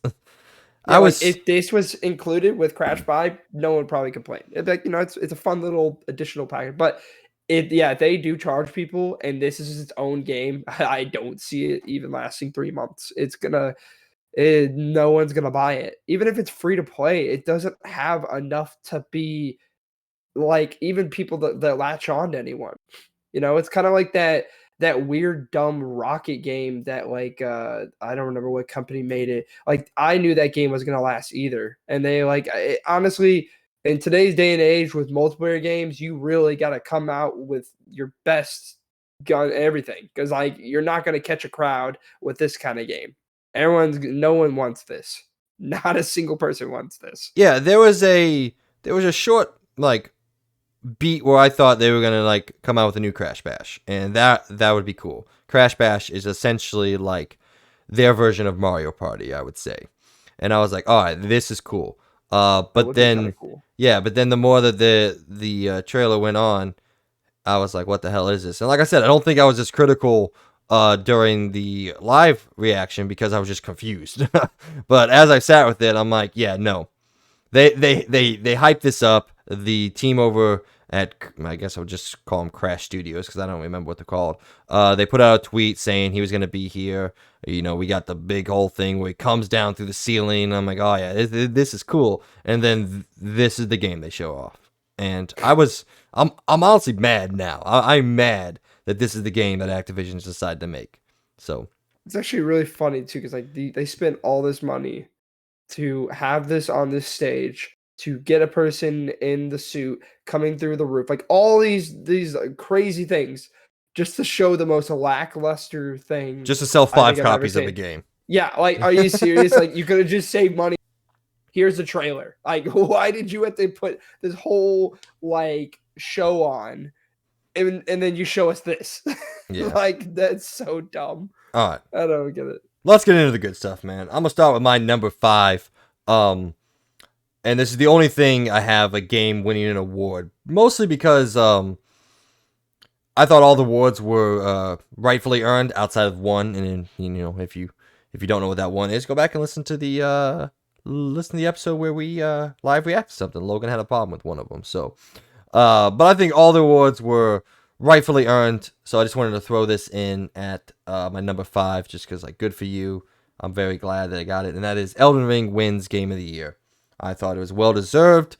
I know there was some controversy out there, some people that wanted God of War. I don't think God of War deserved to win Game of the Year, mostly because I don't think it moved the medium forward in anything close to a way that Elden Ring did. So I'll say, yeah, well deserved. I'm glad it did, honestly, even though I am the PlayStation guy. But I'm glad that Elden Ring won Game of the Year because the people who made this game and the people who played and loved this game deserve to have not just their opinions solidified, but also the developers have their effort recognized. So, Elden Ring wins Game of the Year. An amazing moment outside of the fucking kid, but and Bill Clinton. Fuck both of you. But yeah, good on you, man. Congratulations. What's your number 5, dude? I'm just gonna I'm just gonna do my number. I'm just gonna start from the top because I mean it's literally the same thing as your number 5. There's just no. I don't really need to say much more other than what you've said, but yeah, obviously one of mine. I didn't put this in a specific order or anything like that. Elden Ring obviously is one of my top 5 moments. Obviously, I think this game is phenomenal. It's such a crazy thing to think about because the funny thing is, if you go to episode 1, you would not think I would like this game at all. I still remember our first episode where I complained about this game and thought it was bad and was basically just hating on it.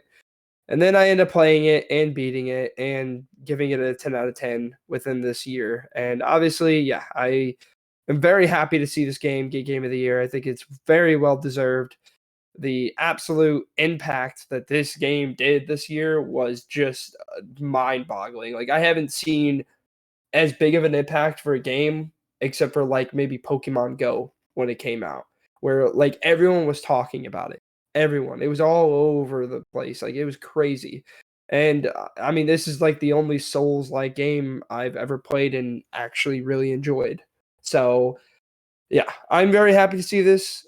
Congrats. Not even gonna mention what happens after the award because I don't think it's worth it. But I'm just happy to see that he got the reward he deserved, and I can't wait to see what he does with hopefully a DLC soon. Hopefully, I hope so.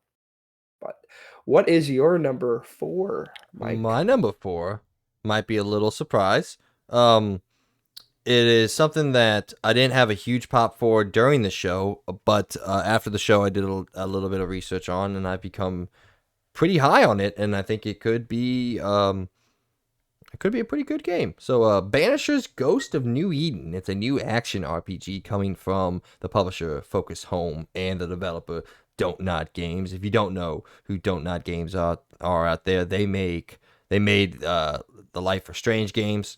Well, they made one, and then the newest one that came out, and then they also made the criminally underrated Vampire RPG from Oh, 2019. really? Yeah, 2018, 2019, I believe.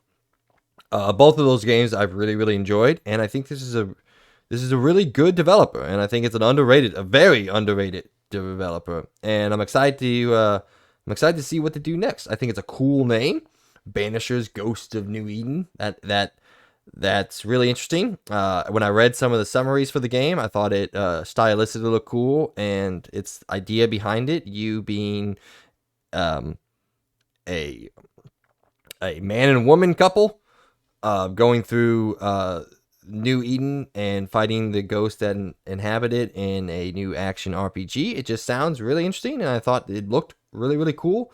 And yeah, I'm just simply excited by it. I don't think it's going to take the world by storm because like I said, I think people sleep a little bit on Don't Nod Games, and they haven't gotten the recognition yet that I feel like they are deserved in the industry. So let's hope this game kind of brings them to the spotlight outside of the current fan base and the fandom. But yeah, so that was my number 4. A little bit of a surprise, I'm sure, but yeah, I can't wait. Yeah, honestly, I'm a little surprised. But yeah, I mean, I think the game looked cool. The only reason I didn't put it in my top 5 is because they didn't really show much gameplay except for that very tiny little clip at the end. Though looks cool, and I agree with you. I think this game looks really cool. I actually looked at the page while you're talking about it. Yeah, looks cool. I mean, I would definitely put this on my radar for one of the games that hopefully will be coming out in the next year or so. But I guess I'll go down. Well, I guess we're not gonna. Yeah, no, it's fine. So I'm gonna go down to my second one, and it's gonna be Judas. I was kind of surprised by this game. I think it looks insanely cool. Even though I haven't beaten Bioshock 1, but I beat Bioshock Infinite, and I'm pretty sure I got through 90% of Bioshock 2 at some point when I was younger. Um, I'm very excited for this. I really like the style that the BioShock developers do. I think it's just really cool, and this gives me all the BioShock vibes, and I am very excited for it. And I definitely this is 100% on my radar, and I will definitely keep my eye on it. And hopefully soon, within next year, we'll either get some more gameplay. I don't know when it's supposed to come out, but I'm very excited for it. It looks great, and I definitely want to play it. I don't know if I'll get it day one, but I'm very excited for it. Well, What about you? I'm glad you went What is down your to number 3, Mike? I'm glad you went down the number 2 because that lines up with my number 3, and my number 3 is Ghost Story Games announcing Judas and beating Bioshock Oh, 4 you to there, the Mike? punch. Yeah, can you not hear me? Uh, Well, I'll let him figure out because I'm still recording and you guys can still hear me. So I guess I'll let that figure out. Well, I'm glad, sir, that you went with your number 2 because my number 3 lines up perfectly, and that being Ghost Story Game announcing Judas and beating Bioshock 4 to the punch. And yeah, I agree with everything you said.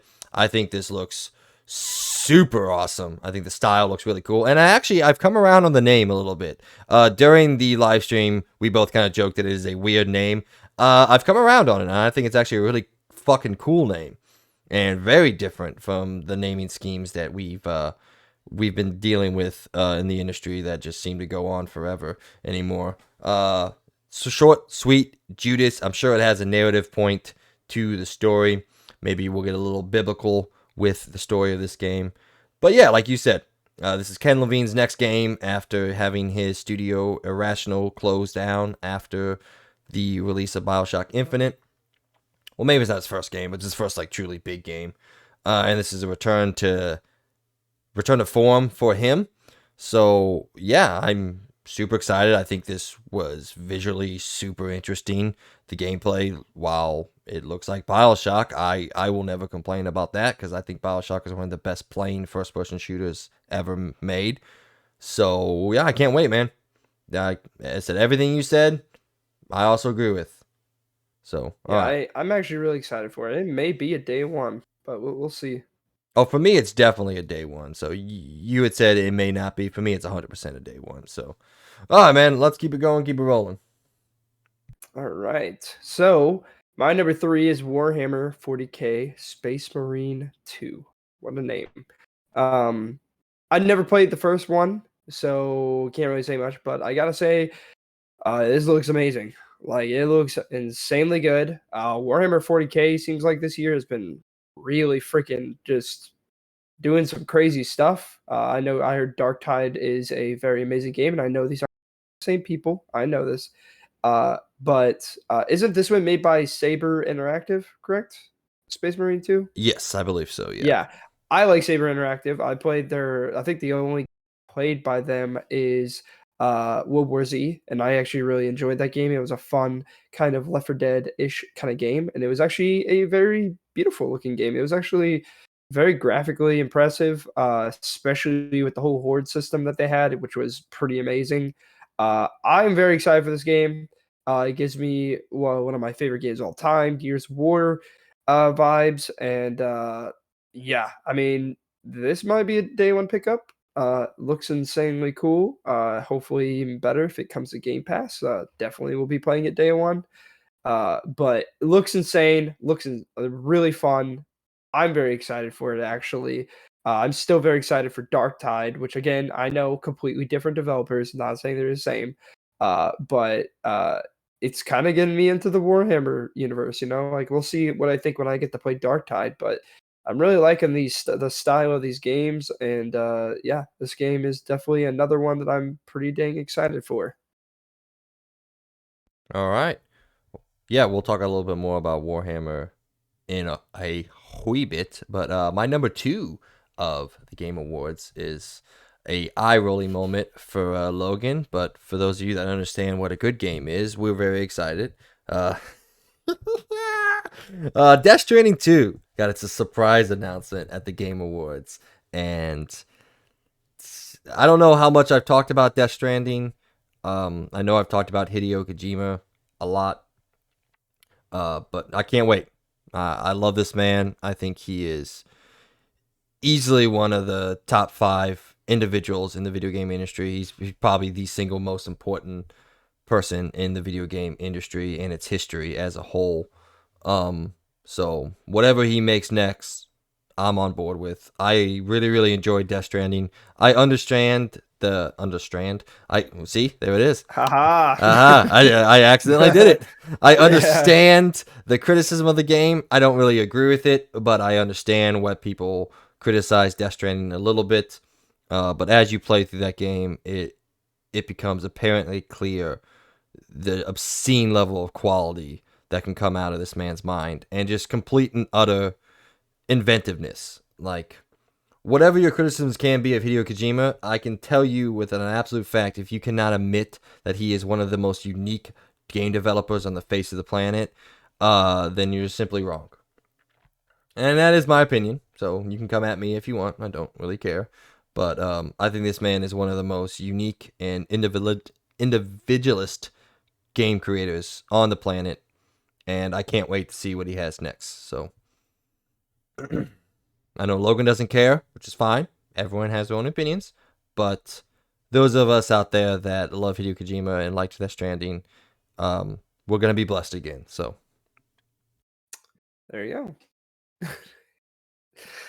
Um, yeah, yeah. If you probably, you could, if actually, if you really just want to get my straight up impressions, go again, listen to the last episode of us reacting to the Game Awards and cut to that part where we see Death Stranding 2. Yeah, you know my feelings. I honestly think, and obviously my opinion, I think he's a very overrated developer, and I think his work is, just because it's unique doesn't make it good. So, but let's get to number 4 for me. Number 4 is Replaced, which is that badass looking HD pixel style game. I guess that's what we're gonna call it nowadays because that's what they seem to call it, HD pixel. Um, this game, ever since it was announced, I think either at the beginning of this year or the end of last year, which Mike doesn't remember this. Uh, I've been very excited for this game, and all they did was just make me when they showed this trailer. And we'll be getting into. I know Mike has this too in a little bit of a section. I won't ruin it, but uh, it kind of reminded us of Batman a little bit. But it looks insanely good. This is probably the one pixel game that's actually really caught my eye so much that I think it may even be coming to Game Pass, but I'm not sure.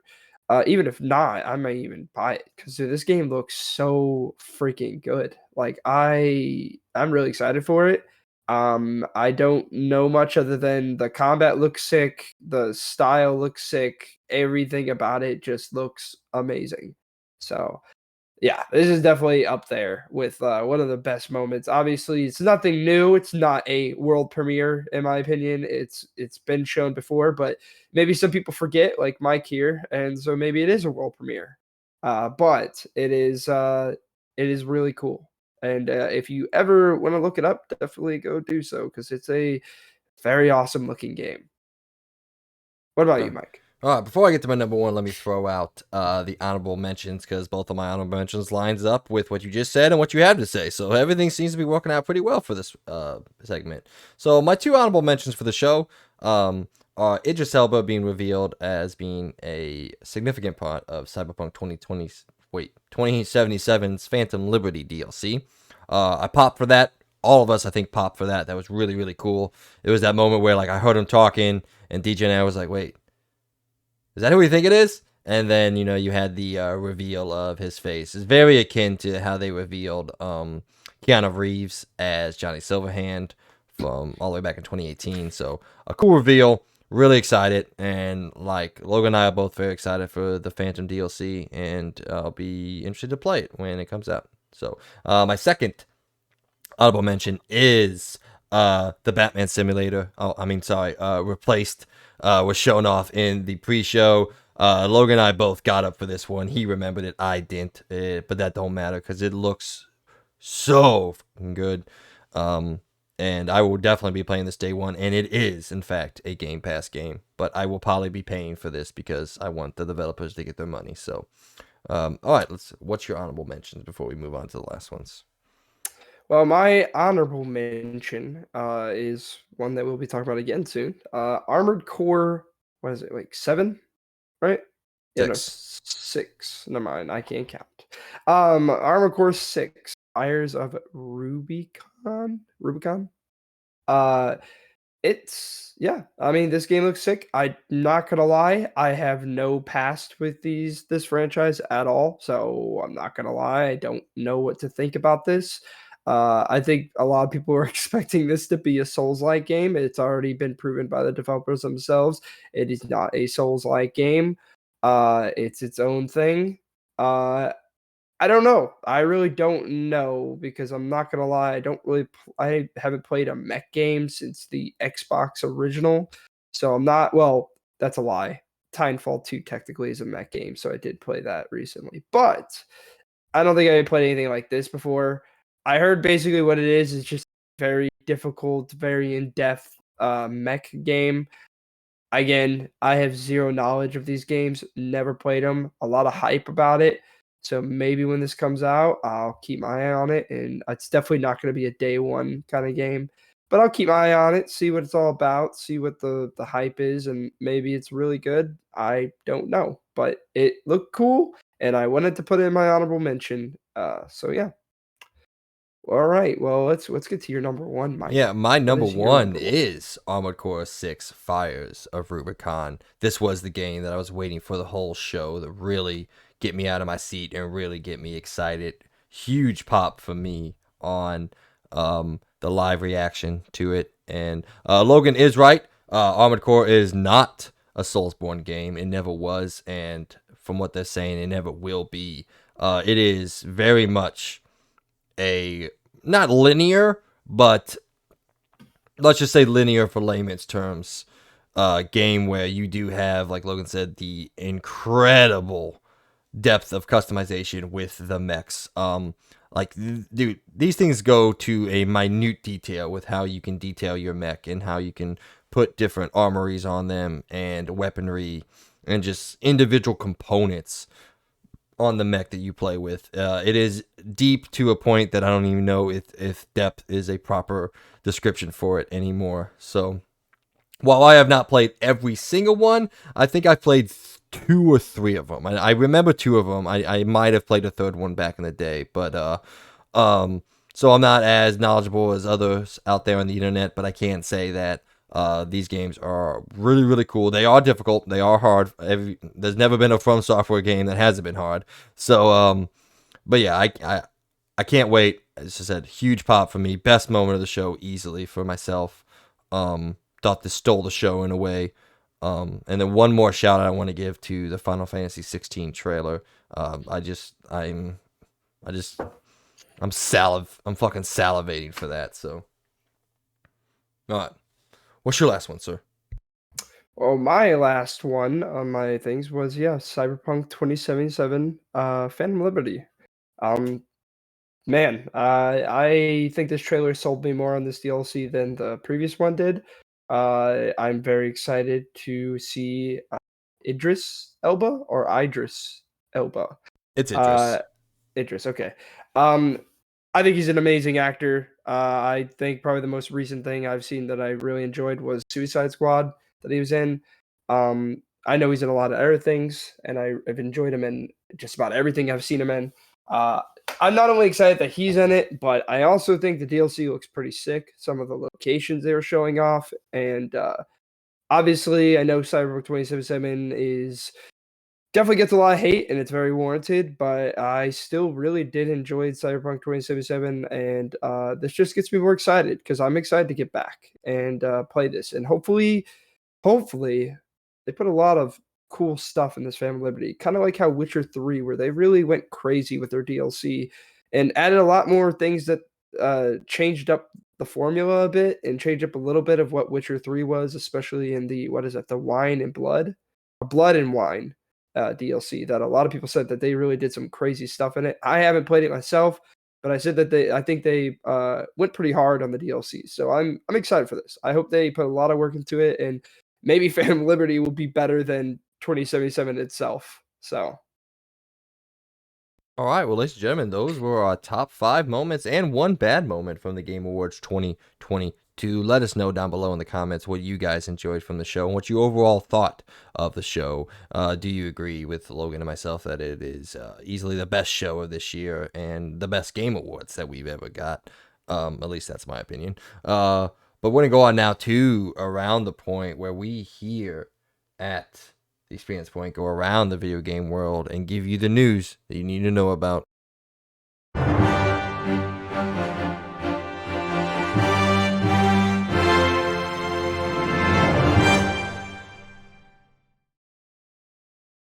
All right, number one on Around the Point. We've gotten quite a bit of Sony news this week. They just keep throwing more and more games at us. I love it. So we've finally gotten a confirmation from Guerrilla and Sony that they are working on a Horizon multiplayer game. It has been confirmed.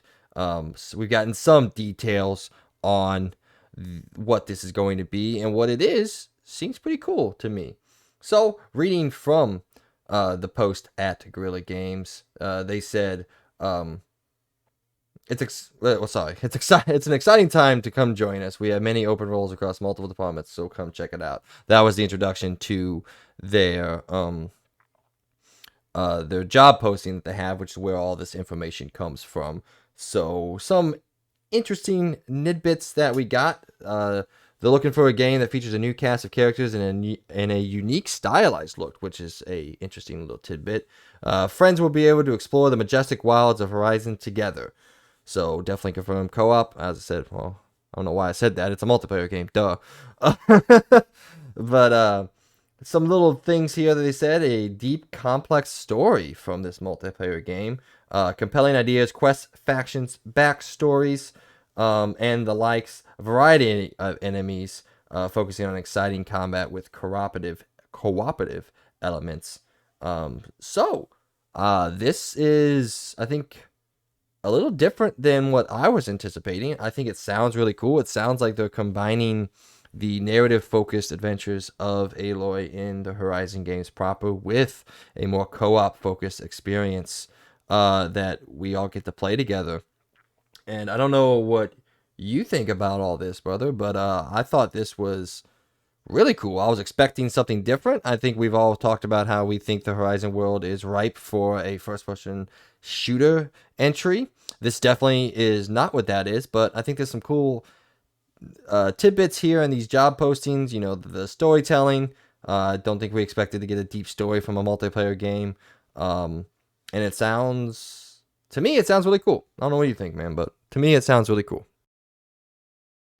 I guess we'll have to see, because honestly, I mean, obviously, I think any game, if you make it co-op, sounds pretty cool, in my opinion. So I'm interested, and I am wanting to do it. Like, is this going to be open world still, kind of like how the normal game is, or is it just going to be a linear path kind of story? With co-op. I think it'd be pretty sick if you could play in an open world with a friend. Obviously, I think that would be super cool, but I guess we'll see. I do think this is a cool idea, in my opinion. I mean, But I think our other idea would have been, I think the first person shooter thing, especially, before the first game with all the events that happened in Project Zero Dawn, correct? Would be pretty sick, especially with the soldier's point of view. That would have been pretty sick, but I guess we'll see. I mean, I It think still does them. sound cool. Yeah, I think them saying, friends will be able to explore the majestic wilds of Horizon together kind of leads to that thought process that it could be an open world. You're going on quests together, you're joining factions, you're participating in the backstories of the different characters and all that, and it's telling a deep, complex story within this framework of a co-op multiplayer game. Yeah, I think all this, like I said, sounds really cool. And if they can nail the combat like that they're talking about with like cooperative elements, so like maybe you and I go into a Thunderjaw fight, and I'm like, all right, you take out the guns. I'm gonna focus on the tail to take out that attack away from them, and we can really like surgically defeat these enemies. Yeah, I'm all on board with this. I think the most not confusing thing, but piques my interest thing is a unique stylized look. So it sounds like they're going for definitely not as visually appealing as Forbidden West and Zero Dawn were. So a more maybe comic style look is kind of where my mind uh, travels to, and I think that again could be really interesting and really cool. And if they can nail this gameplay and tell an actual interesting story, someone can say deep and complex doesn't mean it's interesting, but if they can tell a good written story within this confines of a co-op narrative adventure, I'm all on board, man. Yeah, it's not exactly what we had proposed, but we're not game developers, so. I really do think, though, with the whole gameplay style of Horizon, it works insanely well with a co-op kind of thing, especially with the whole traps and fighting these big monsters to work together and set up traps and kind of ambush, these. Oh, I already forgot their name. I'm just gonna call them robots. They're Robot just called dinosaurs. I know machines, they have a yeah. name. No, Machines, yeah, yes. there's machines. Yeah. So I think it'd be pretty sick. Honestly, that whole idea of that works insanely well, in my opinion, because it's about working together to take down a machine, and the way that you can like literally set traps, and maybe yeah, like how you said, like I use one of the tools and use the other tool to help take down this machine. Very good idea in my opinion. That sounds perfect. But I guess yeah, we'll see whenever it comes out how open this might be, how different it's gonna be, and also I'm interested, yeah, with this different art style they're gonna go for. I think a comic book one wouldn't be too bad, but who knows? I guess we'll see. All right, number two on Around the Point, another Sony studio has stepped up and confirmed, not an unknown game, but confirmed a release date for a game that Logan and I are both very much excited for. Insomniac has come out, and in the end of the year post, they had some nice things to say about the rest of the compatriots in Sony Worldwide Studios, and then gave us a little sneak peek of what's to come. They say, what a year it's been for PlayStation Studios. Here at Insomniac Games, we've been in absolute awe of the work of our peers. Congrats to everyone on a successful 2022. And here's the next year being just as exciting as we continue to get Marvel Spider-Man 2 ready to release next fall. So obviously they're intending to get this game out in fall of 2023. I don't think that's really beyond what most of us expected from this game to come out. It seems to align very well with the previous release schedules. Spider-Man being 2018 in the fall, Miles Morales being 2020 in the fall. Well, I guess November, but technically it's still the fall.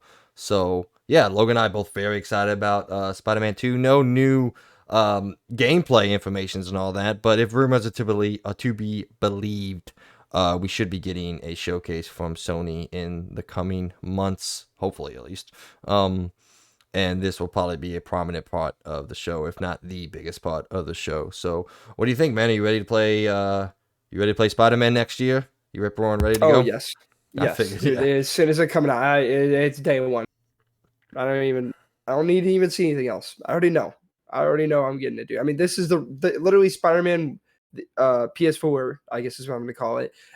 This is the only reason I even got a PS4 in the first place. Was that game literally freaking looks so good. And I played a little bit of it, and then I'm like, all right, I want a PS4 now because I really want to play this game. So I already know this is a day one. I can't freaking wait. I can't wait to see just a little bit. I mainly want to know is how this two Spider-Man thing is gonna be. Like, how is it gonna work? You know, I kind of really, really hoping that there's co-op. Like, I'm really hoping for that. Or even better, maybe they do like a GTA thing where you could switch on the fly. I don't know. I have so many ideas of how they could do this, but I think it'd be really cool though to see some co-op where you could play with the friend through the entire game as both Spider-Man. That sounds cool. So I guess we'll see. Yeah. You know?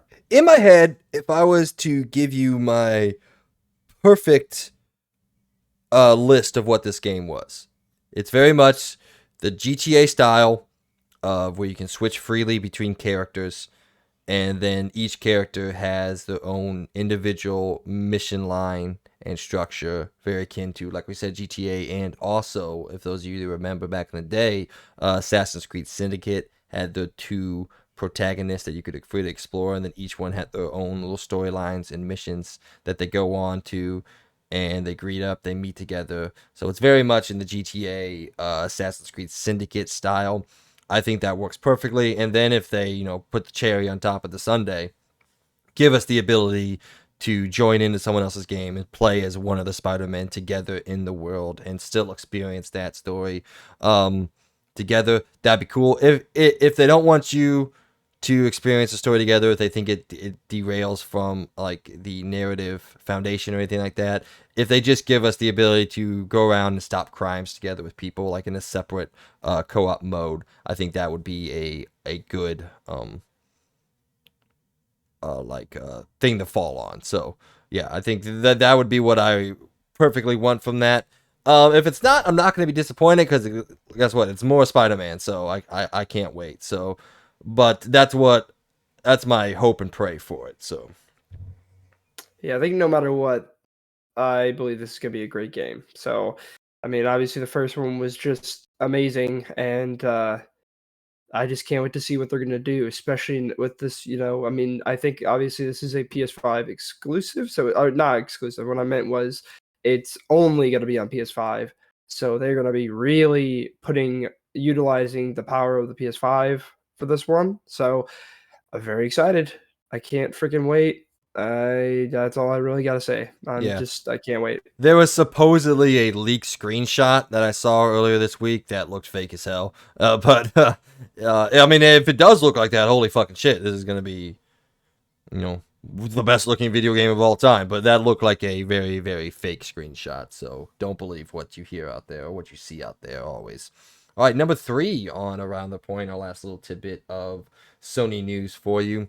Not a game, but I think it's something that both Logan and myself are excited for. It has finally been officially confirmed that Amazon has ordered the God of War live action series, and it's moving forward in co-production with Sony Pictures Television and PlayStation Productions over on Amazon Prime. So there it is. We are getting a God of War live action TV show over on Amazon. For those of you that listen to, oh fuck, that had to be back in the 20s at this point now.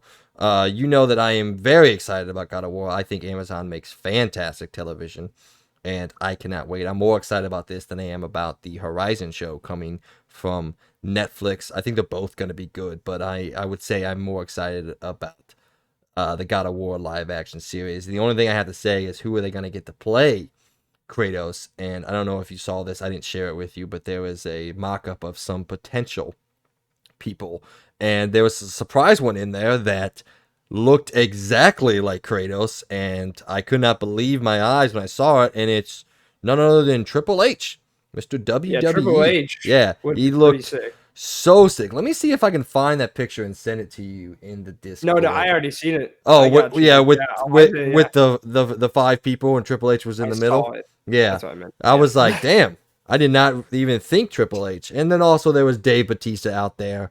Um, I don't think he would want to jump on board. He wants to get out a little bit. That's why Guardians of the Galaxy 3, he wants to get out and do his own thing. Well, maybe this is his own thing. Who the hell knows? But yeah, there's a lot of opportunities out there. There's a lot of chances. Obviously, it's got to be someone who is in decent physical shape. Uh, Yeah, they need so to be a beefy boy. yeah, maybe Henry Cavill jumps on board. That'd be interesting. I don't think Henry Cavill could pull off Kratos, but he's got too nice of hair, whereas Kratos has a lack of hair. So. So what do you think, man? Are you excited about God of War? I know we talked about it a long time ago, but this is we have finally got confirmation that has been ordered now and is moving forward. So here it is. The next PlayStation Productions is coming our way. Yeah, I'm excited for I am excited for this, but I'm also really excited too for the other thing, the Fallout one. I can't wait for that too.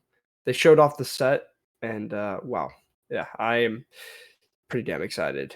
I'm excited for both these, dude. I really hope these do insanely well. I hope the directors have knowledge of what they're making and don't screw it up. Seems like every freaking person screws it up in some way or form, like something we'll be getting to very soon with anything video game book based.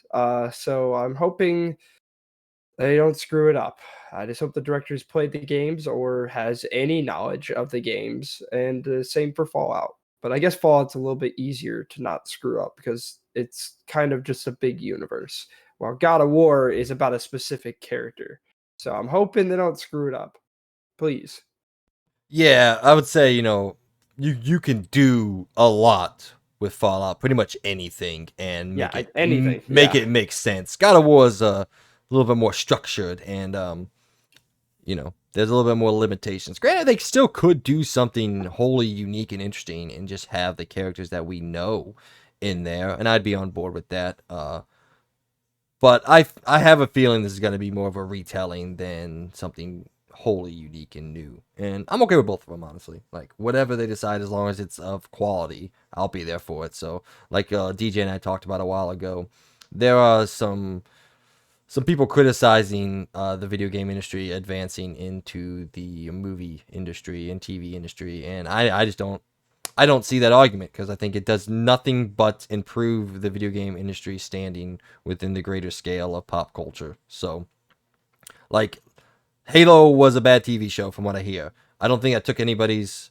love away from Halo as a video game series. I mean, Halo 5 and Infinite are doing that pretty well by themselves, so That's true. that's a joke and a stab. But what I'm saying is, like, okay, so I'll get a better example. The Last of Us TV show comes out in January, and let's just say it's not good. Um, It won't be. well, okay, let's just say for the sake of the argument, it's just not that great of a TV show. Does that take away at all from my love of the games? No. I'll be disappointed that the show wasn't good, but I'm not going to be like, oh, I hate The Last of Us more now because the show was bad. Like, no, that's not how that works. At least for me, that's not how that works. So I don't really understand the argument of saying keep video games as video games and keeps TV shows as TV shows. Like, there's always been crossover, and I think there is nothing negative to gain from having some of our favorite things in gaming becoming more widely available to audiences who don't play games. Like a perfect example is my dad.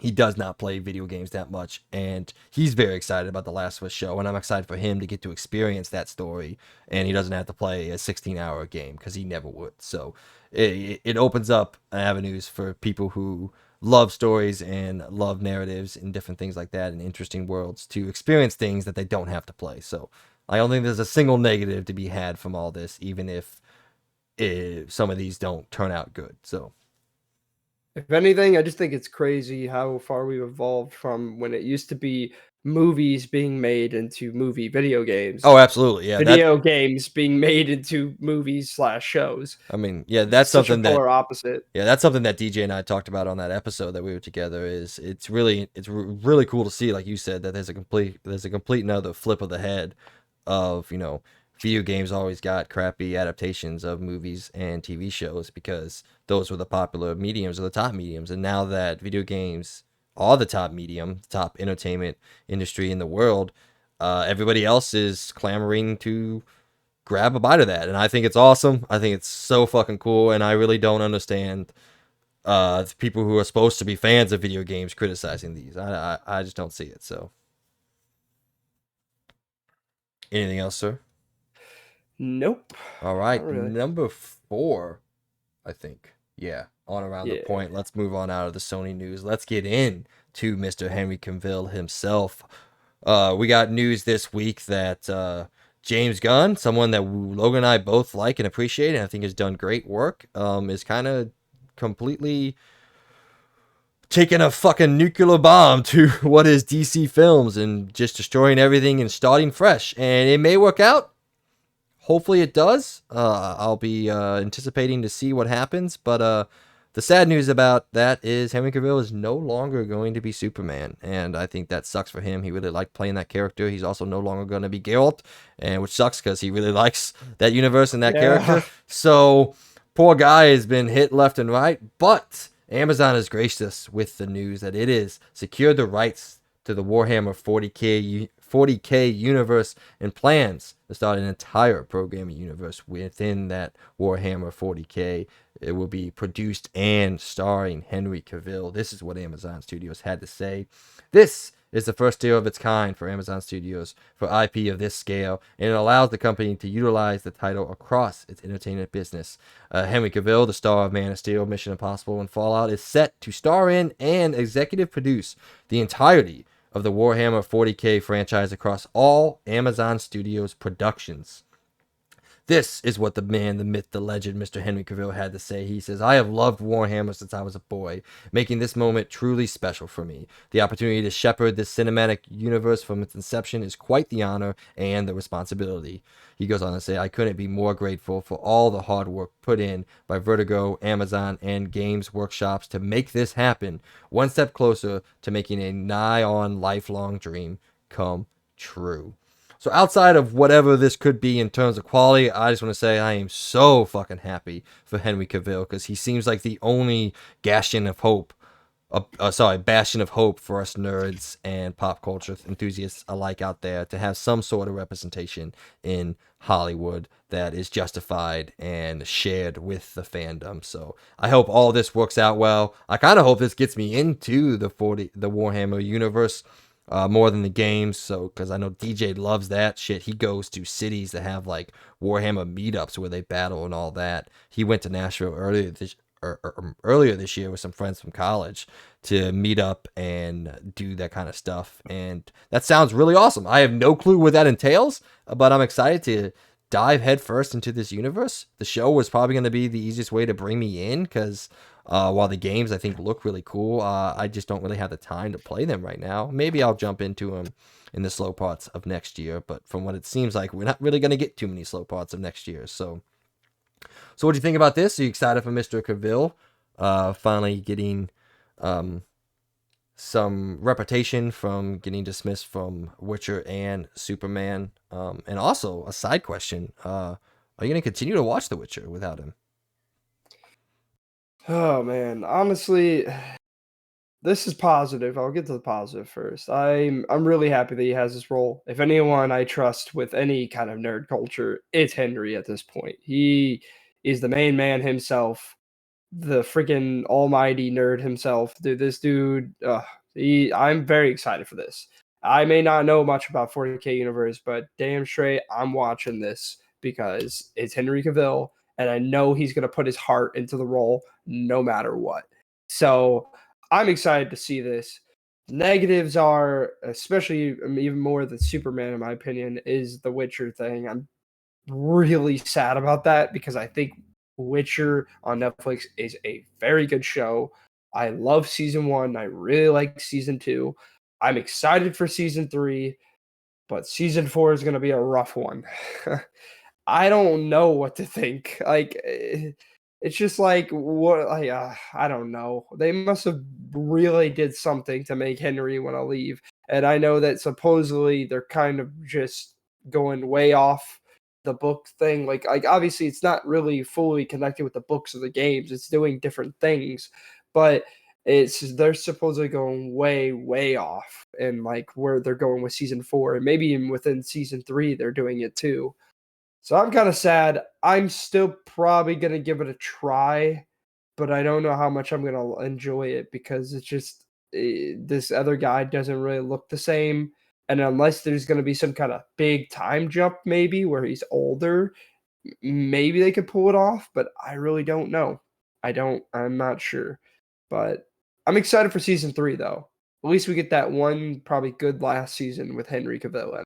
So I'm excited for this too. I'm kind of getting sad for Superman. He would have been great, but I think yeah, James Gunn's just like, yep, you guys just don't know what you're doing. He's like, we're just gonna nuke it all, nuke it all. We're gonna start fresh. We're gonna make it the James Gunn universe. So I guess we'll see. I'm kind of right with you. I don't exactly know how to feel about The Witcher season 4. I mean, we're years away from that, so I guess I have time to get my feelings together. But yeah, I'm just overall, you know, happy and sad for Mr. Cavill because he seems to keep just wanting to bless us with all sorts of nerdisms in Hollywood, and he just keeps getting shot down left and right. So let's hope this can be his home. He can find some partners who in Amazon who, like I said, I like their production studios. I think they're really good. They make a lot of good television. So let's hope this God of War, Mass Effect, Fallout, all of that really hits, and we can start just living a golden age of nerdisms and fandoms, and force all these old people out there to really enjoy the things that we enjoy. Because if they don't want to, they can go watch Grey's Anatomy season 25. I don't care. Is that show still going? I have no clue. it probably Oh, it probably is or isn't. I have zero clue. I just know that it's way too long. So, that's fair. all right. Number 5 on Around the Point isn't a news story. It's more of just a reaction. Sony Pictures and well, I guess just Sony Pictures has graced us with the trailer for the next Spider-Man Across the Spider-Verse, the sequel to Spider-Man Into the Spider-Verse, a movie that I don't want to step on your feet here, but I'm pretty sure you really enjoyed. I loved it. I think it's fantastic. So, and I'm fairly confident that you do as well. So, what do you think about this trailer, man? I'll say I thought it was fucking beautiful. This trailer, and I can't wait to see all the different Spider-Man. There's some interesting little tidbits. There's Mary Parker as Spider-Man in there. Obviously, it's an interesting decision. It seems like maybe 2099. Mr. Miles O'Hara, he is a villain in a way. At least is what it felt like from the show, from the trailer for me. But yeah, I can't wait for this, man. We've been excited about this since its announcement. We know we're getting a part 1 and a part 2 to this, so we're getting another one after this movie. And I think this is some of the best that Spider-Man's been in a long time. Just across all platforms of media, from the games, the live actions, now this new um, animated version. I think we're living in another golden age of Spider-Man, and I love it. He's my favorite fictional character of all time. So Yeah, I there's not enough words I could put out there for this. I'm very excited for this. Like ever since the first one, like as soon as I seen the first trailer, I was already like on board with the first movie. I was like, I'm very excited. And then when I left the movie, I was even more blown away. And it's easily like one of my favorite movies of all time. I think Into the Spider-Verse is freaking amazing. I think the art style is good, the music's good, the story is good. Everything about the first movie was amazing, in my opinion. I loved the first one. And ever since they showed the first teaser for this, I was already very pumped. And seeing this one makes me even more excited. I can't freaking wait. I can't wait to see all the little Easter eggs of all the different Spider-Men and their different universes and all that. I'm very excited for this. I can't wait. Uh, I don't know how they're going to screw it up, but there's always a chance. But I don't think they will. I'm very excited for it. I cannot wait. I hope it doesn't need to be delayed like it did the first time, but I don't think it will. I think it is for sure coming out this time. I'm excited for it. I can't wait. yeah, I mean it's already been delayed by a year, so I don't think it'll Yeah, be. Well, I mean, if it gets delayed again, fine, it gets delayed again, but I don't think it will.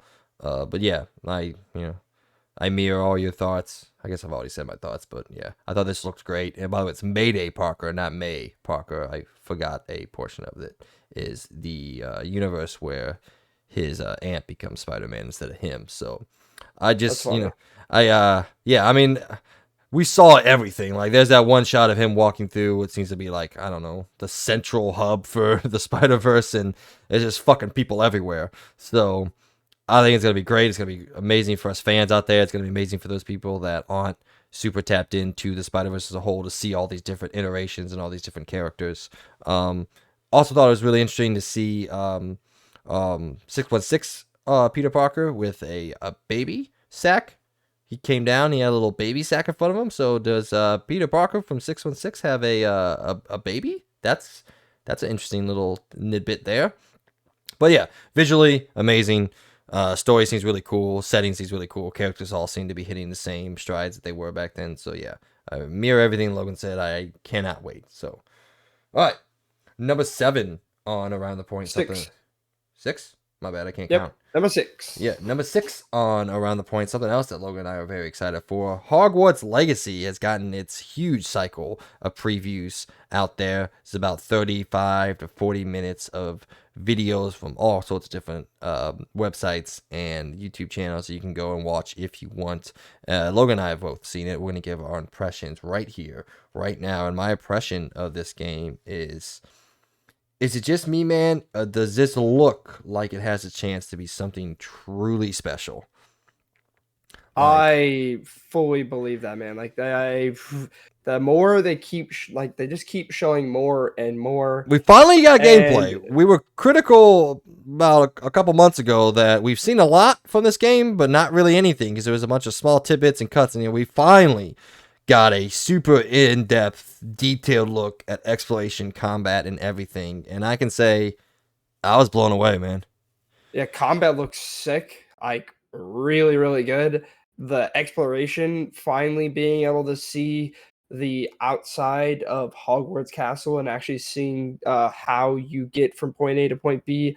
Uh, man, I'm very excited. I know Amy here was a little disappointed from some lore things that she had a problem with in it, but I think she's still very excited for it. Um, I'm absolutely sold on this game. I can't wait.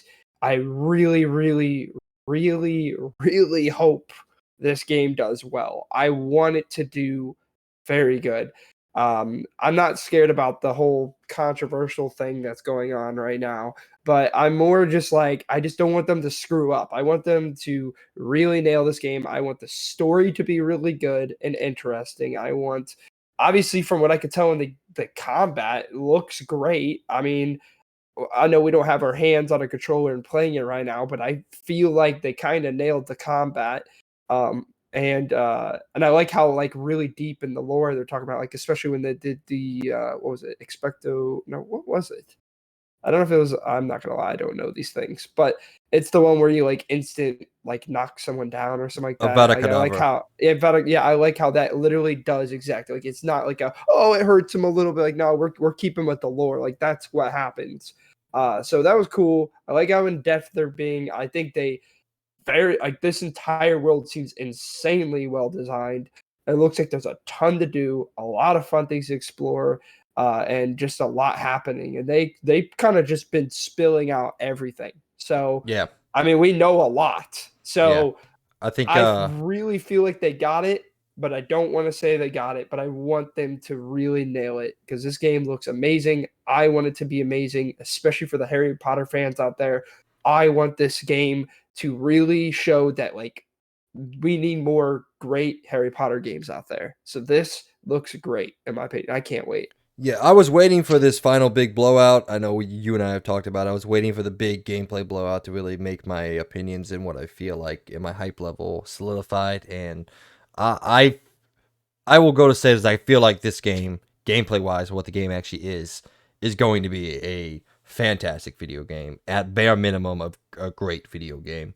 I will say I have this feeling that sales wise, it's not going to do that great just because of all the frankly bullshit criticism that's going on out there. Not because of J.K. Rowling, she deserves all the criticism in the world, but just the people out there that anything that happens with anything about Harry Potter and Hogwarts in connection is just automatically bad and linked to the person who created it when it has the most bare minimum connection outside of name and recognition that you can come up with. I think the developers have done everything they can to state that she had the most minimal of minimal roles on this thing outside of getting the permission to do it from her. Um, and I think it's sad that the developers have to spend so much time trying to convince a very small sect of the internet out there that you can like something and hate its creator. There's nothing wrong with that. A perfect And example I've always said is I like DC movies. I don't like all of them. I like some of them, but the guy who runs the head of the studio is a fucking shitbag. He has said racist comments. He's been sexist comments, especially to the stars of the movies, and that sucks. But I like the movies and I support the people who act in the movies, not just the one random dude that sits in a chair in a fucking office in California. Like that guy I don't support, but I support the people who make the movies and who star in the movies. So that's the same thing I'm taking approach here. Like I cannot like J.K. Rowling and appreciate, and in the same time appreciate the game that an entire different group of people made. So I don't really though believe that that's going to in any way affect the sales as much as people might want to believe that they are having an effect. Any kind of controversy just gets more limelight on what you're doing for and it's going to sell well. I think I hope so. literally not Yeah. a single person have I talked to been like I'm not going to get it cuz of JK Rowling. No one gives a shit. Sorry. Like it's Hogwarts Legacy. It's its own game. I think people are going to play it no matter what because they're Harry Potter fans. There's a very small few people that think they're making an impact by trying to cancel this game, but you're not doing anything. I'm sorry. You want to hear it straight up? You're not doing anything. So good luck. I think this game's going to sell insanely well no matter what. I don't care what people say, unless the person that is making a game says something insanely controversial before the game comes out. I still don't even believe that's going to stop this game from selling very well. So Like the creator it's of Hogwarts Legacy gets like a fucking swastika tattooed on his yeah, forehead. yeah, Then and then he I puts might stuff have in the something to game. say. Like, but Yeah, yeah. Dude, it's gone so deep and such bullshitty that there are some video game institutions, not really the main ones like IGN or GameStop, but some of the smaller ones on YouTube that have said, "Oh, we're just not going to talk about it because we don't support J.K. Rowling." I'm like, it's not the. It pisses me off so much, man. It gets me so angry. Ugh. hey, thinking of business wise, sucks to suck. You're not gonna get the views. So Yeah, hey, we're gonna talk about. Hey, people that do talk come about it are gonna get the. come to us. We'll talk all day Yeah. about Harry Potter and Hogwarts because while we may not be as knowledgeable as our wives and girlfriends are, we still love this universe and really enjoy it. Like, we were watching the gameplay trailers and Peyton was like, oh, I wonder if they're going to have this one random spell. I'm like, who the fuck cares? Like, that is a very deep knit, like, oh, I'll be disappointed if this one spell isn't in the game. I'm like, does it really fucking matter? No, I don't think so, but that is the fandom of Harry Potter out there. They love this shit. So, all right. Going from the good to the really freaking weird, not bad, just weird. Hogwarts Legacy has been delayed on PlayStation 4 and Xbox One. And Switch. And well, Switch was already gonna release later. That one didn't get delayed. I didn't know that. Huh? Yeah, so the release schedule for Hogwarts Legacy goes as follows. It'll come out on PS5, Xbox Series X and S, and PC on February 10th. Then it'll come out on PS4 and Xbox One on April 4th. Then somehow this game is going to come out on the Nintendo Switch on July 25th. And well, again, none of this is bad. It's just a weird ass decision to release this game sparsely through the year. Maybe it's a good decision because they can just keep getting sales for 5 whole months. So I don't know. Maybe it's a really good decision, and I just don't know anything about business. But for me, this seems like an odd way to release it. Like, you know, if it's not ready on the, I think they should have just pushed at least all of them together with the Xbox One and PS4. I obviously know the Switch. Switch is always delayed with all these games, even like Doom Eternal, all these everything. Like every one of them has always pushed the Nintendo Switch. So at this point, you kind of know they're always going to be delayed. But I don't like that they're doing this whole PS4 and Xbox One thing, especially because it kind of ruins my thing a little bit. Because Amy was going to play it first, and she has the Xbox One X. So I was just going to let her play it. And then whenever she was done, I was just going to put on my Xbox and play it then. But I can't do that now. I have to wait till literally April. So that makes things a lot more difficult. So I'm going to probably have her. I had to probably connect a display out here, then plug my, and I know this is first world problems, but still, I just really wanted her to be able to play it first. Now it makes things a lot more difficult. And I also just think it's dumb. Like just put them all together at the same time. I hate this. I hate that all these games now are doing this dumb delay thing where they push it off and then you just don't know when that version's going to come out. I just think it's dumb. It makes no sense. Dark Tide did it recently, and I think there was another game too that just did it recently that I remember. But yeah, Dark Tide was supposed to come out on console and PC the exact same time, but then they delayed the console version for some reason, and all they gave us was it's coming out soon. So, I mean, at least this is better than that. At least they're actually giving dates, but it's just like why? Or no, I never know. It's Marvel Midnight Suns. They literally delayed the Xbox One and PS4 one, and that doesn't come out till next year. So I don't know. I don't like this whole delaying thing. Just come out the exact same time so then everyone can get it at the same time. But maybe it is a smart business decision, like you said. Maybe they're gonna keep constantly making money.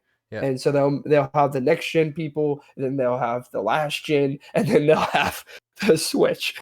So Playing yeah. a little bit of devil's advocate here, it could be a situation that I wish Cyberpunk would have done, and maybe the older ones just aren't ready yet, and they need some time, but they want to get the game out to the people that have the platforms that are able to run this game the best it can.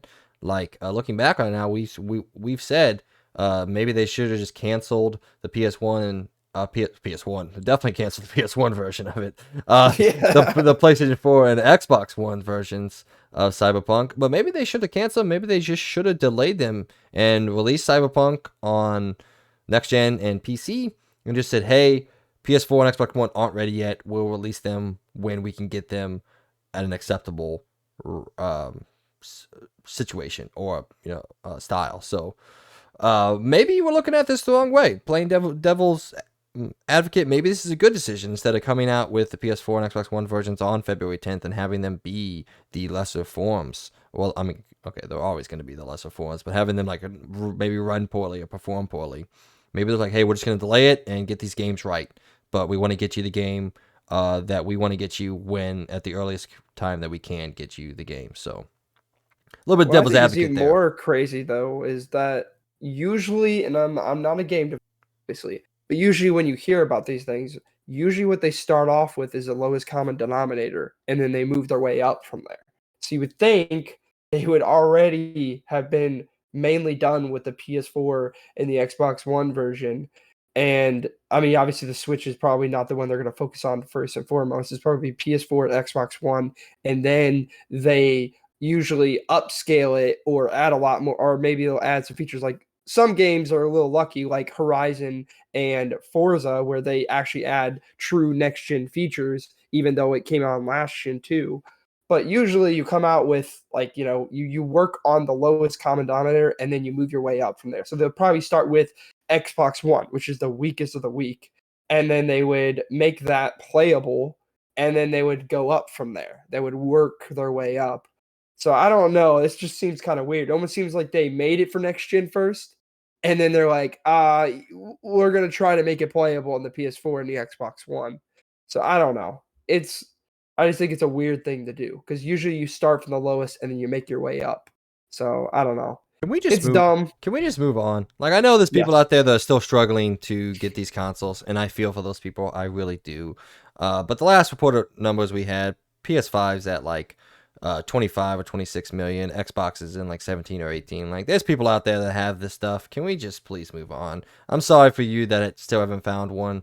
That really sucks, and I hope you can get it if you want to, but it's time. We're 2 years into this next gen cycle now. Why are games still coming out on PS4? It makes no sense to me. Hey, at least though, I don't know if you noticed, but a lot of trailers from the Game Awards pretty much were all only next gen. So those days are coming, and I think that's next year. They're gonna really, I think that will be, I think as of probably not even next year, but the year after that, I think truly last gen will be dead, and it will not be worked on anymore. Well, Cause you, let's hope so. yeah. Again, I feel sorry for the people that haven't been able to find one yet. Keep trying, but it's time. Let's move the fuck on. We're still trying to play games on things that were old when they came out 9 years ago. It's insane. So Speaking of moving on, number 7, golf. yeah, finally. This is going to be a short one, but I just want to let people know out there. This is an older story, but we haven't recorded in a while, so I still want to let people know out there. Golf has finally arrived to the Nintendo Switch Sports a mere, 9 months after the game came out? I know, right?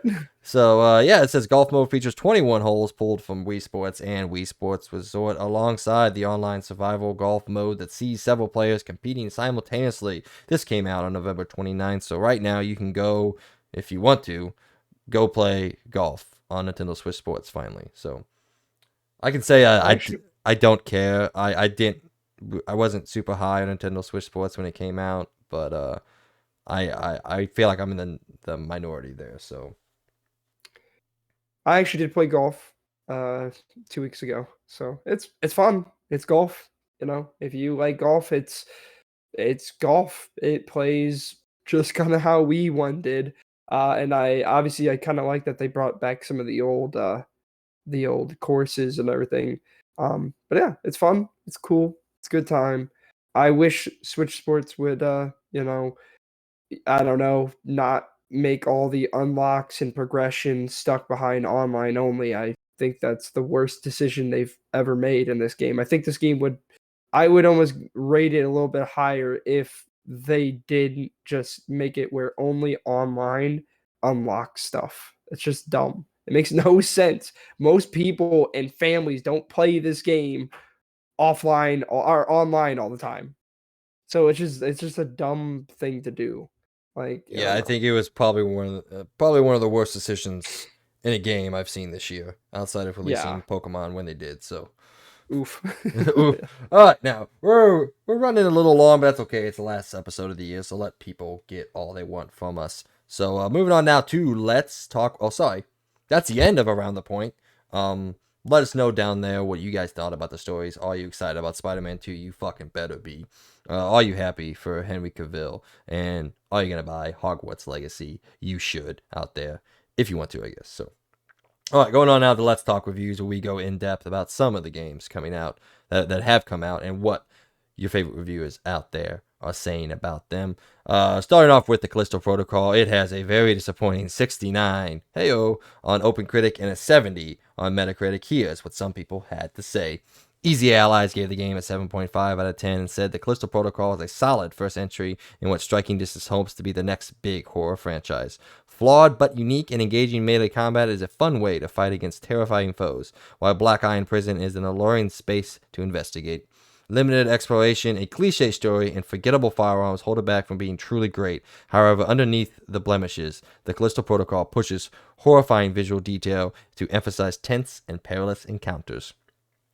Game Informer gave the game a 6 out of 10 and said these various problems aside, though, Callisto Protocol is still doing a lot of what Dead Space did, for better and worse. And to that end, there are moments of fun, even if, in contrast, they're light on genuine terror. I'm okay with Callisto Protocol being another version of a spiritual successor, but it struggles to nail even the basics. As a result, I'm underwhelmed, annoyed, and disappointed. If you wanted anything more of the second crack at making a new science fiction IP in survival horror, or something markedly different that acknowledges just how far gaming has come since 2008, Callisto Protocol is not your answer.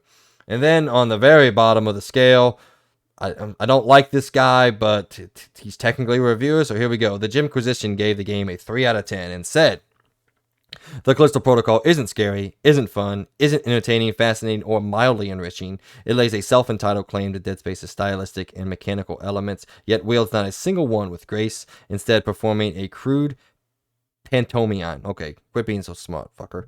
It's mechanically unpleasant, bereft of single original idea and hostile to its own players. There's literally one jump scare tactic reused at a rate best described as pathological.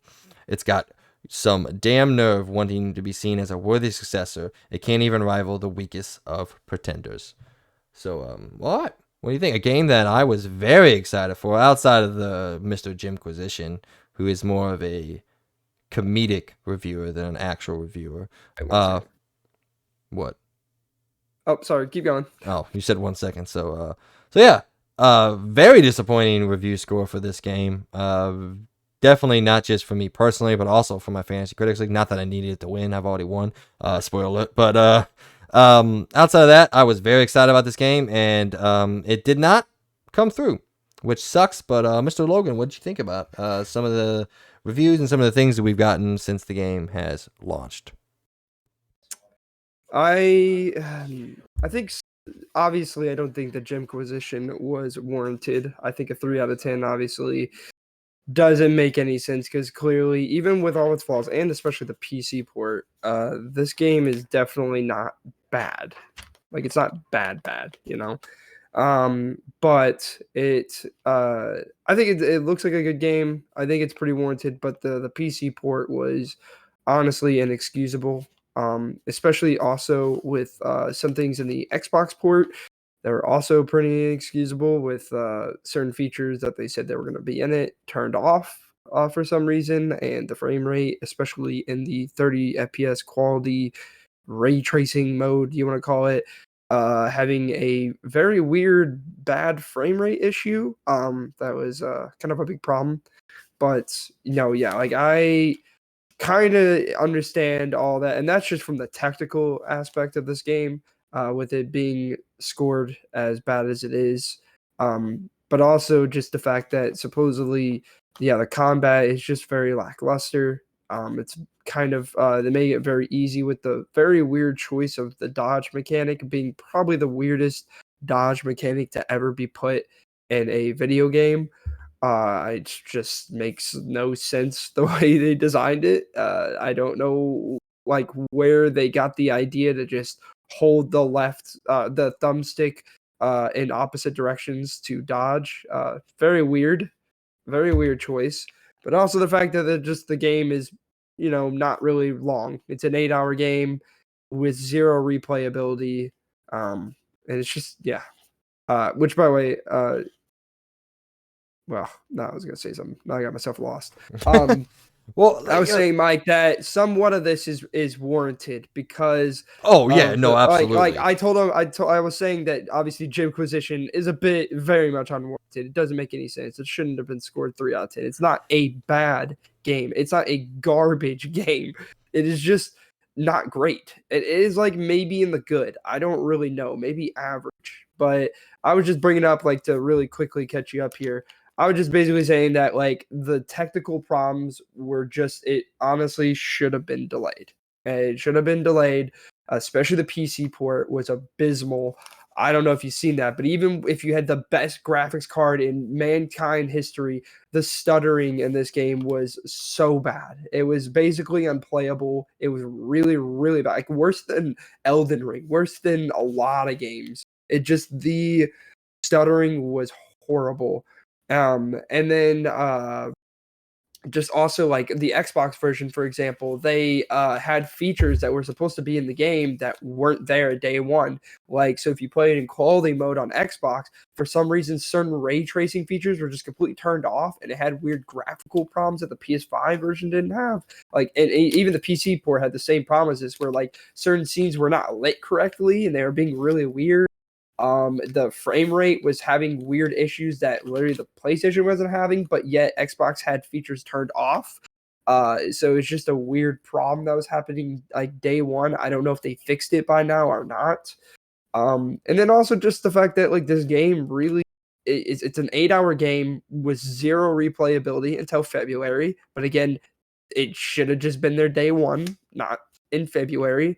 And just that supposedly I even said the combat is just very lackluster. You know, like I don't know who in the room when they were thinking of like, okay, how do we make the combat interesting? Who thought that the dodge mechanic to hold left on the thumbstick or right on the thumbstick to dodge was a good mechanic?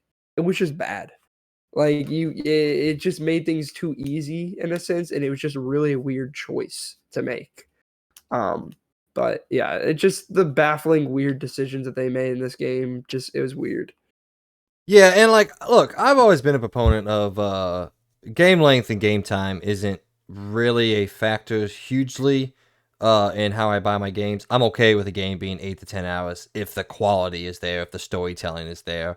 But the three-peat of the game being short, the story apparently not being really anything at all, and the gameplay being quite clunky and unruly at points. Those three things combined together added up to me not buying this day one, not spending $70 on it.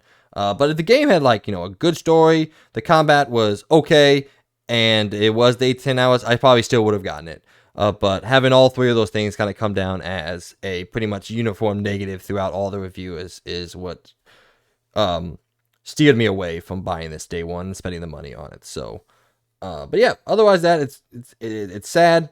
Honestly, the end of the year outside of God of War has been fairly disappointing. Like we've gotten a lot of mid to low 70s and even some in the 60s. So it's been a weird year for gaming. It started out very strong, obviously in the first couple months, and then died in the summer, and then in the busy time of the year outside, I guess I'll throw Call of Duty outside of Call of Duty, and even though I guess its technically reviews were lackluster, but I thought it was good. But it's been pretty underwhelming end of the year. So, all right. Speaking of another review score being disappointed, even though it seems like our friend over there, Logan, is enjoying the game perfectly fine. High on Life has a 69 on OpenCritic. Heyo, a 67 on Metacritic, and for some reason a 61 on Xbox Series X and S and Metacritic. Don't know what's going on there, but anyway, Yeah, I don't get that. Noisy Pixel gave the game an 8 out of 10 and said, High on Life knows what it wants to be and delivers that experience to players who likely want the same thing. The level of humor and writing is on another level. Still, you want to pace yourself, if not only to grow tired of the waves of enemies you encounter, which is thankfully broken up by platforming sections and standout interactions. The phrase, made by gamers for gamers, has never rung truer than when describing High on Life. GameSpot gave the game a 7 out of 10 and said High on Life is, in its own weird way, a take on what modern Metroid Prime game could be. Through the lens of Justin Roiland's comedy antics, there's a similar sense of exploration mixed with fast-paced moments of combat, only here it's also swelling with expletive-laden jokes. And sometimes incoherent rambling. The story, offbeat as it may be, is told incredibly well, with characters and moments I'll be referencing for a while. Even if you're not a fan of the kind of humor High on Life presents, the game that's here is worth the trip. Then on the low end, The Gamer gave the game a 4 out of 10 and said High on Life just isn't very good, and there's not much more to say. I think a lot of people are taking the route of, well, if you love this humor, you might enjoy it, but I already do love this humor, and I did not enjoy it. It's the ghost of video games past, with boring shooting and a bafflingly slim progression loop propped up by bad jokes that feel like some bros on a podcast. Hey, fuck off. Writing their own interdimensional cable skits. It's free on Game Pass, but your time on this planet is precious. Give this one a miss. All right, so you have played High on Life, so you are the prevailing authority, at least on this show, about how you perceive some of these reviews. Outside of the gamer, I think the review scores lined up fairly well with how I was feeling. The humor and all that, I think, hits on another level. I just thought the gameplay looked pretty bland, and that seemed to line up pretty fairly well with most of what people had to say. But like I said, you are the prevailing expert here, so what do you got to say about how this game was received? Um, I think some of these things are a little bit much. Again, I don't agree with a 4 out of 10. Like, it's not a bad game. Like, it's not that bad, especially. Like, that's below average. And in my opinion, what I think of this game is it's more on the average side. I would say maybe a 6 or 7. I haven't beaten it, so I can't really say. So I guess 69 isn't really too crazy. Like I 4 out of 10, man. Like I just like a lot of people, especially I know we didn't really talk about a lot, but a lot of people just mainly gave it bad scores because they just didn't like the humor. And I know this one 4 out of 10 didn't say, well, I liked the humor before, but it just, the game. But I just think it's a very basic shooter. That's what it is. It's fun, you know. I wouldn't spend $60 on the game. Yeah, I don't even know if it even costs that much, but I wouldn't spend $60 on it. But I think it's a good game. I think it's fun. I think the story it's a funny game. It's got a kind of a progression style that kind of reminds me of Ratchet and Clank a little bit, where you can go to these shops and buy upgrades to upgrade your weapons throughout the game, and you get more and more guns with their own kind of characters and everything. There's a lot of upgrade paths with it. It's a fun, basic shooter. It's nothing more and nothing less, in my opinion. And it's just a fun little game. And obviously, if you like the comedy, which is basically the only reason you're gonna like this game, then obviously, if you don't like the comedy ahead of time, you're just not gonna like the game. It's just how it is. Like if you don't like the comedy style, then yeah, it's probably not gonna be a good game for you. But if you like the comedy that Rick and Morty and all that has, then you're gonna like this. And I really like it for that reason. That's where I think it's good. Um, but I just think people are a little bit aggressive on the scores just because they don't like the comedy specifically. And I think that's a little dumb. Yeah, fair enough. Said, um, yeah, the gamer said one of them low scores as I feel like is a little unjustified, but I will rarely ever score a game a 4 out of 10. Like that is something truly, truly bad. I guess technically it is just below average on a scale. But even the worst game I played this year is still like a 5 and a 6. So I think it's something truly, truly awful. This is a 4 out of 10, and this just doesn't seem to be a 4 out of 10. So, the last deep dive, Crisis Core Final Fantasy VII Reunion has an 80 on OpenCritic and a 78 on Metacritic. Noisy Pixel gave the game a 9.5 out of 10 and said Crisis Core Final Fantasy VII Reunion is a brilliant example of what a remaster should be. It's the same game I remember, but the updated graphics, controls, and combat make it so much more. You might feel fatigued with the respective mission structure, but there's so much for new and old fans to enjoy in this release, and I'm happy that it received the level of attention it deserves. This is a must-play game for anyone who truly wishes to understand the incredible narrative of Final Fantasy VII and what makes it so great. Game Informer gave the game an 8 out of 10 and said, for the ongoing Final Fantasy VII re-examination, where Square Enix has officially dubbed the compilation of Final Fantasy VII, Crisis Core feels like required reading. Its place in the larger story is important and will likely grow in significance moving forward, but making your way through those story moments sometimes feels like a school assignment. Reunion is a well-executed remake of the 2007 game that delivers fun combat alongside a stilted story with an interesting and narratively important final act. If you plan on starting or continuing the Final Fantasy VII Remake journey, make sure to do your homework. Games Radar Plus gave the game a 6 out of 10 and said Crisis Core Reunion is a fascinating look into the Square Enix of the past, meshed with Final Fantasy VII's current trajectory in the remake saga. Zack might be a dunce. Zack is the protagonist, by the way. And the early Ooze era script fails him miserably, but he's utterly lovable by the game's end, far outshining Final Fantasy VII stalwarts like Aerith, who mostly seem seem present. This is a weird review. Who mostly seem present for their cameo impact. The retooled combat system is Crisis Core Reunion's most impressive upgrade, an elegant and electrifying system that'll always keep you on your toes with smooth DMV implementations. Given Zack's inevitable role in Final Fantasy VII Rebirth, Crisis Core Reunion is an essential part of the overarching remake saga, even if the writing does hold it back. Man, I don't know if that was a poorly written review or I just had a hard time reading it, but that was a struggle. Anyway, I think 9.5 out of 10. Way too high. I think Game Informer nailed it perfectly. This is an 8 out of 10 game. This should be an 8 out of 10 game, and it always was an 8 out of 10 game. So like I said earlier, the remaster of this game doesn't do anything from a narrative or storytelling perspective or even a game structure perspective to change it. It pretty much just makes it visually playable in 2022. Now, while they do change the combat and they speed it up and make it a lot more engaging, it is, Crisis Core Final Fantasy VII. If you like that, great. If you didn't, you're not gonna like this game. I don't actually know why you even bought it or played it if you didn't like it. So, but yeah, I think Game Informer nailed it on the head. Perfect review in my mind. Noisy Pixel too high, and Games Radar Plus a little low on the score, and also unruly to read apparently. So, what do you think, man? I don't know how if my opinion is going to be valid anyway, because I really don't know anything about this game.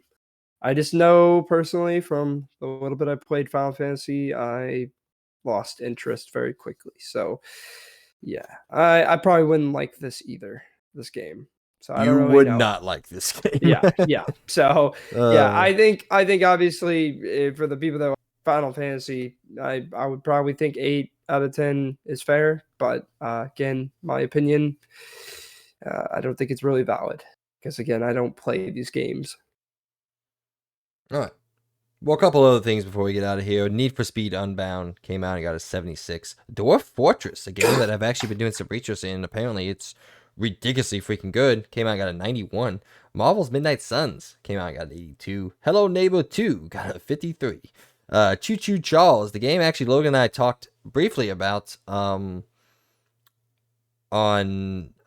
the live reaction episode. I had mentioned it because he was trying to come up with the horror train game. That game came out and got a 56. Dragon Quest Treasures, a more childlike version of the Dragon Quest Avengers, got a 74. And then River City Girls 2, a side-scroller beat-em up, came out and got an 80. So I see you highlighted Dwarven Fortress, looking into it a little bit. Yeah, I was kind of curious because it got a really high score. Oh, whoa. This looks weird. Interesting. It's got a very different style to it. What the heck? Yeah, Like a really old looking game. But it looks like there's a lot going on. But it kind of looks kind of cool. I don't know. Yeah, I mean, from what I've seen and read, there a lot of people like it. One of the reviewers that I was looking at for this game, he made the bold statement that said if there was one game that he could play for the rest of his life and only, it would be this game. Apparently, there's like 50 to 60 years worth of content to go through, which Jeez. I found Alright. that I found that 100% impossible to believe, but I don't know. I've never played it, so. But that sounded like a farcical statement to me, but. That sounds like the Dying Light 2 thing before the game came out where what was it? It was like 1,000 hours or something like that. No, it was like Yeah. 5,000 hours of content. Something. Yeah, 5,000. Yeah. It's a stupid freaking number. Like, who wants to play a game for 5,000 hours? Nobody. Yeah. But I actually was watching Choo Choo Charles the other day. I was watching. Oh wait, did you talk about Dragon Quest and River City Girls? Yeah, I did. Oh, okay. Yeah, I was watching yesterday. I was watching Markiplier actually play it. I didn't get to watch a lot of it, but it looks like the score. I'll tell you that. It's definitely an average looking game. Um, yeah, I kind of want to watch more of it because it's a lot of people are playing it right now, and it looks pretty funny. So I really want to play Marvel's Midnight Suns at some point. It's obviously I didn't get it day one, and I don't plan on getting it until it's on sale. I don't think it's not a kind of game I would spend full price on, but that doesn't mean it's a bad game. It looks kind of cool. So, and I like Marvel, and I like a lot of characters that they have in this game. So I'm kind of interested. Well, Obviously, unfortunately, from what I've heard from not just a singular source but multiple sources, is gameplay and combat wise, this game is fantastic. Story and narrative wise, this game is fucking bad. Like they said, the characters are awful. The writing is terrible in this game. Um, it kind of makes a joke somewhat of some of the characters, which really turned me off of it because that's definitely not what I want from a Marvel property or anything of the like. So. But obviously, if you want to play it, do not listen to me or anybody else. Go out and play it and experience it for yourself. But that turned me off of it pretty heavily. and I'm curious, but then it's gonna be one of those games. It's like on a good sale that I would pick it up. It's definitely one of those. But yeah, other than that, I mean, I'm not surprised about Hello Neighbor 2 being scored as low as it is. I'm surprised they even made a sequel, to be honest. Um, but yeah, I mean, I don't really know much more about these games. I know River City Girls is a good beat 'em ups kind of game, but other than that, yeah. You All got right. anything else? No, No. All that right. brings us to the end of the review section. Let us know down below if you've played any of these games and what you think about them. Have you played Dwarven Fortress for 50 to 60 years? Let us know. Well, I guess in 50 to 60 years. We probably still won't be doing this, but if we are, hey, give us a shout out. I'll roll up in my wheelchair and I'll let you know what I think about it through our fucking Meta 18 VR session that we have together. So. Of course. Yeah. All right. So, ladies and gentlemen, out this week. This is where we go through the games coming out this next week and the future. I want to take this time and say it doesn't matter, guys. Go spend time with your families and enjoy the holiday season. The games will be here when you get back. We just want to say we love all you guys that have been with us throughout this first year, and we hope to keep growing and reaching more friends out there to go along this journey of video games with us. We here at the Experience Point thank everyone who has watched and listened to us ramble, argue, bicker, joke, and love the world of video games together, and we can't wait to see you in 2023. This brings us to the end of our show. Everyone who has either been watching or listening, we just want to take this time, as always, and thank you from the bottom of our hearts. Without your support, we could not be doing what we're attempting to do here at the Experience Point. But please help us to continue to grow by telling everyone out there that you know who even has the slightest appreciation for all things pop culture, that they have some new friends waiting to talk all sorts of fandoms with them. We would greatly appreciate it. Mr. Birdman, any last words for 2022? Thank you guys for stopping by, especially for all the people that have stuck with us throughout this entire year. I hope this was a good last news episode for the year. I guess you guys will be seeing or hearing us as of next year when we start up again with brand new news and an exciting new year of gaming, of course. I don't know why I said it like that. Gaming, of course. I also appreciate everybody dealing with my weird journey of my voice sounding extremely horrible at the beginning of this to my voice sounding a lot better now. I don't know what was going on with my throat. But other than that, thank you guys for stopping by. I guess you guys all have a happy holidays. Also, I would like to shout out our Patreon Platinum member, Logan Leffler. We do very much appreciate your support each and every month. And also, we would also very much appreciate anyone that's either gives us a like or subscribe, and give us a comment down below on what you think, or what game have you been playing throughout the year, and what's your favorite game of this year, and maybe even more, tell us what you thought about the Game Award show. Did you think anything caught your eye? Other than that, you guys will hear me and my partner here, Mike, on the next XP podcast. See ya. Yeah, for those of you out there, this may be the last news show. We do have a couple more things planned for you guys to listen to throughout the holiday. We have our XP Awards episode where we go through and we're giving out 10 category awards from all of us, me, DJ, and Logan are going to each nominate a game that we want to make known that is either good or bad. And then we'll give you our definitive game of the year. After that, we're going to have a wrap-up episode where we go through the Fantasy Critics League and our prediction battles and let you know who won and some cool stats behind those shows. However, this is the end of the XP podcast for 2022. So thanks everyone for listening and following along with us. This has been another episode of the XP podcast brought to you by all of us here at the Experience Point. I hope everyone has a great week and holiday season. And as always, we'll talk to you guys in the next year. See you guys.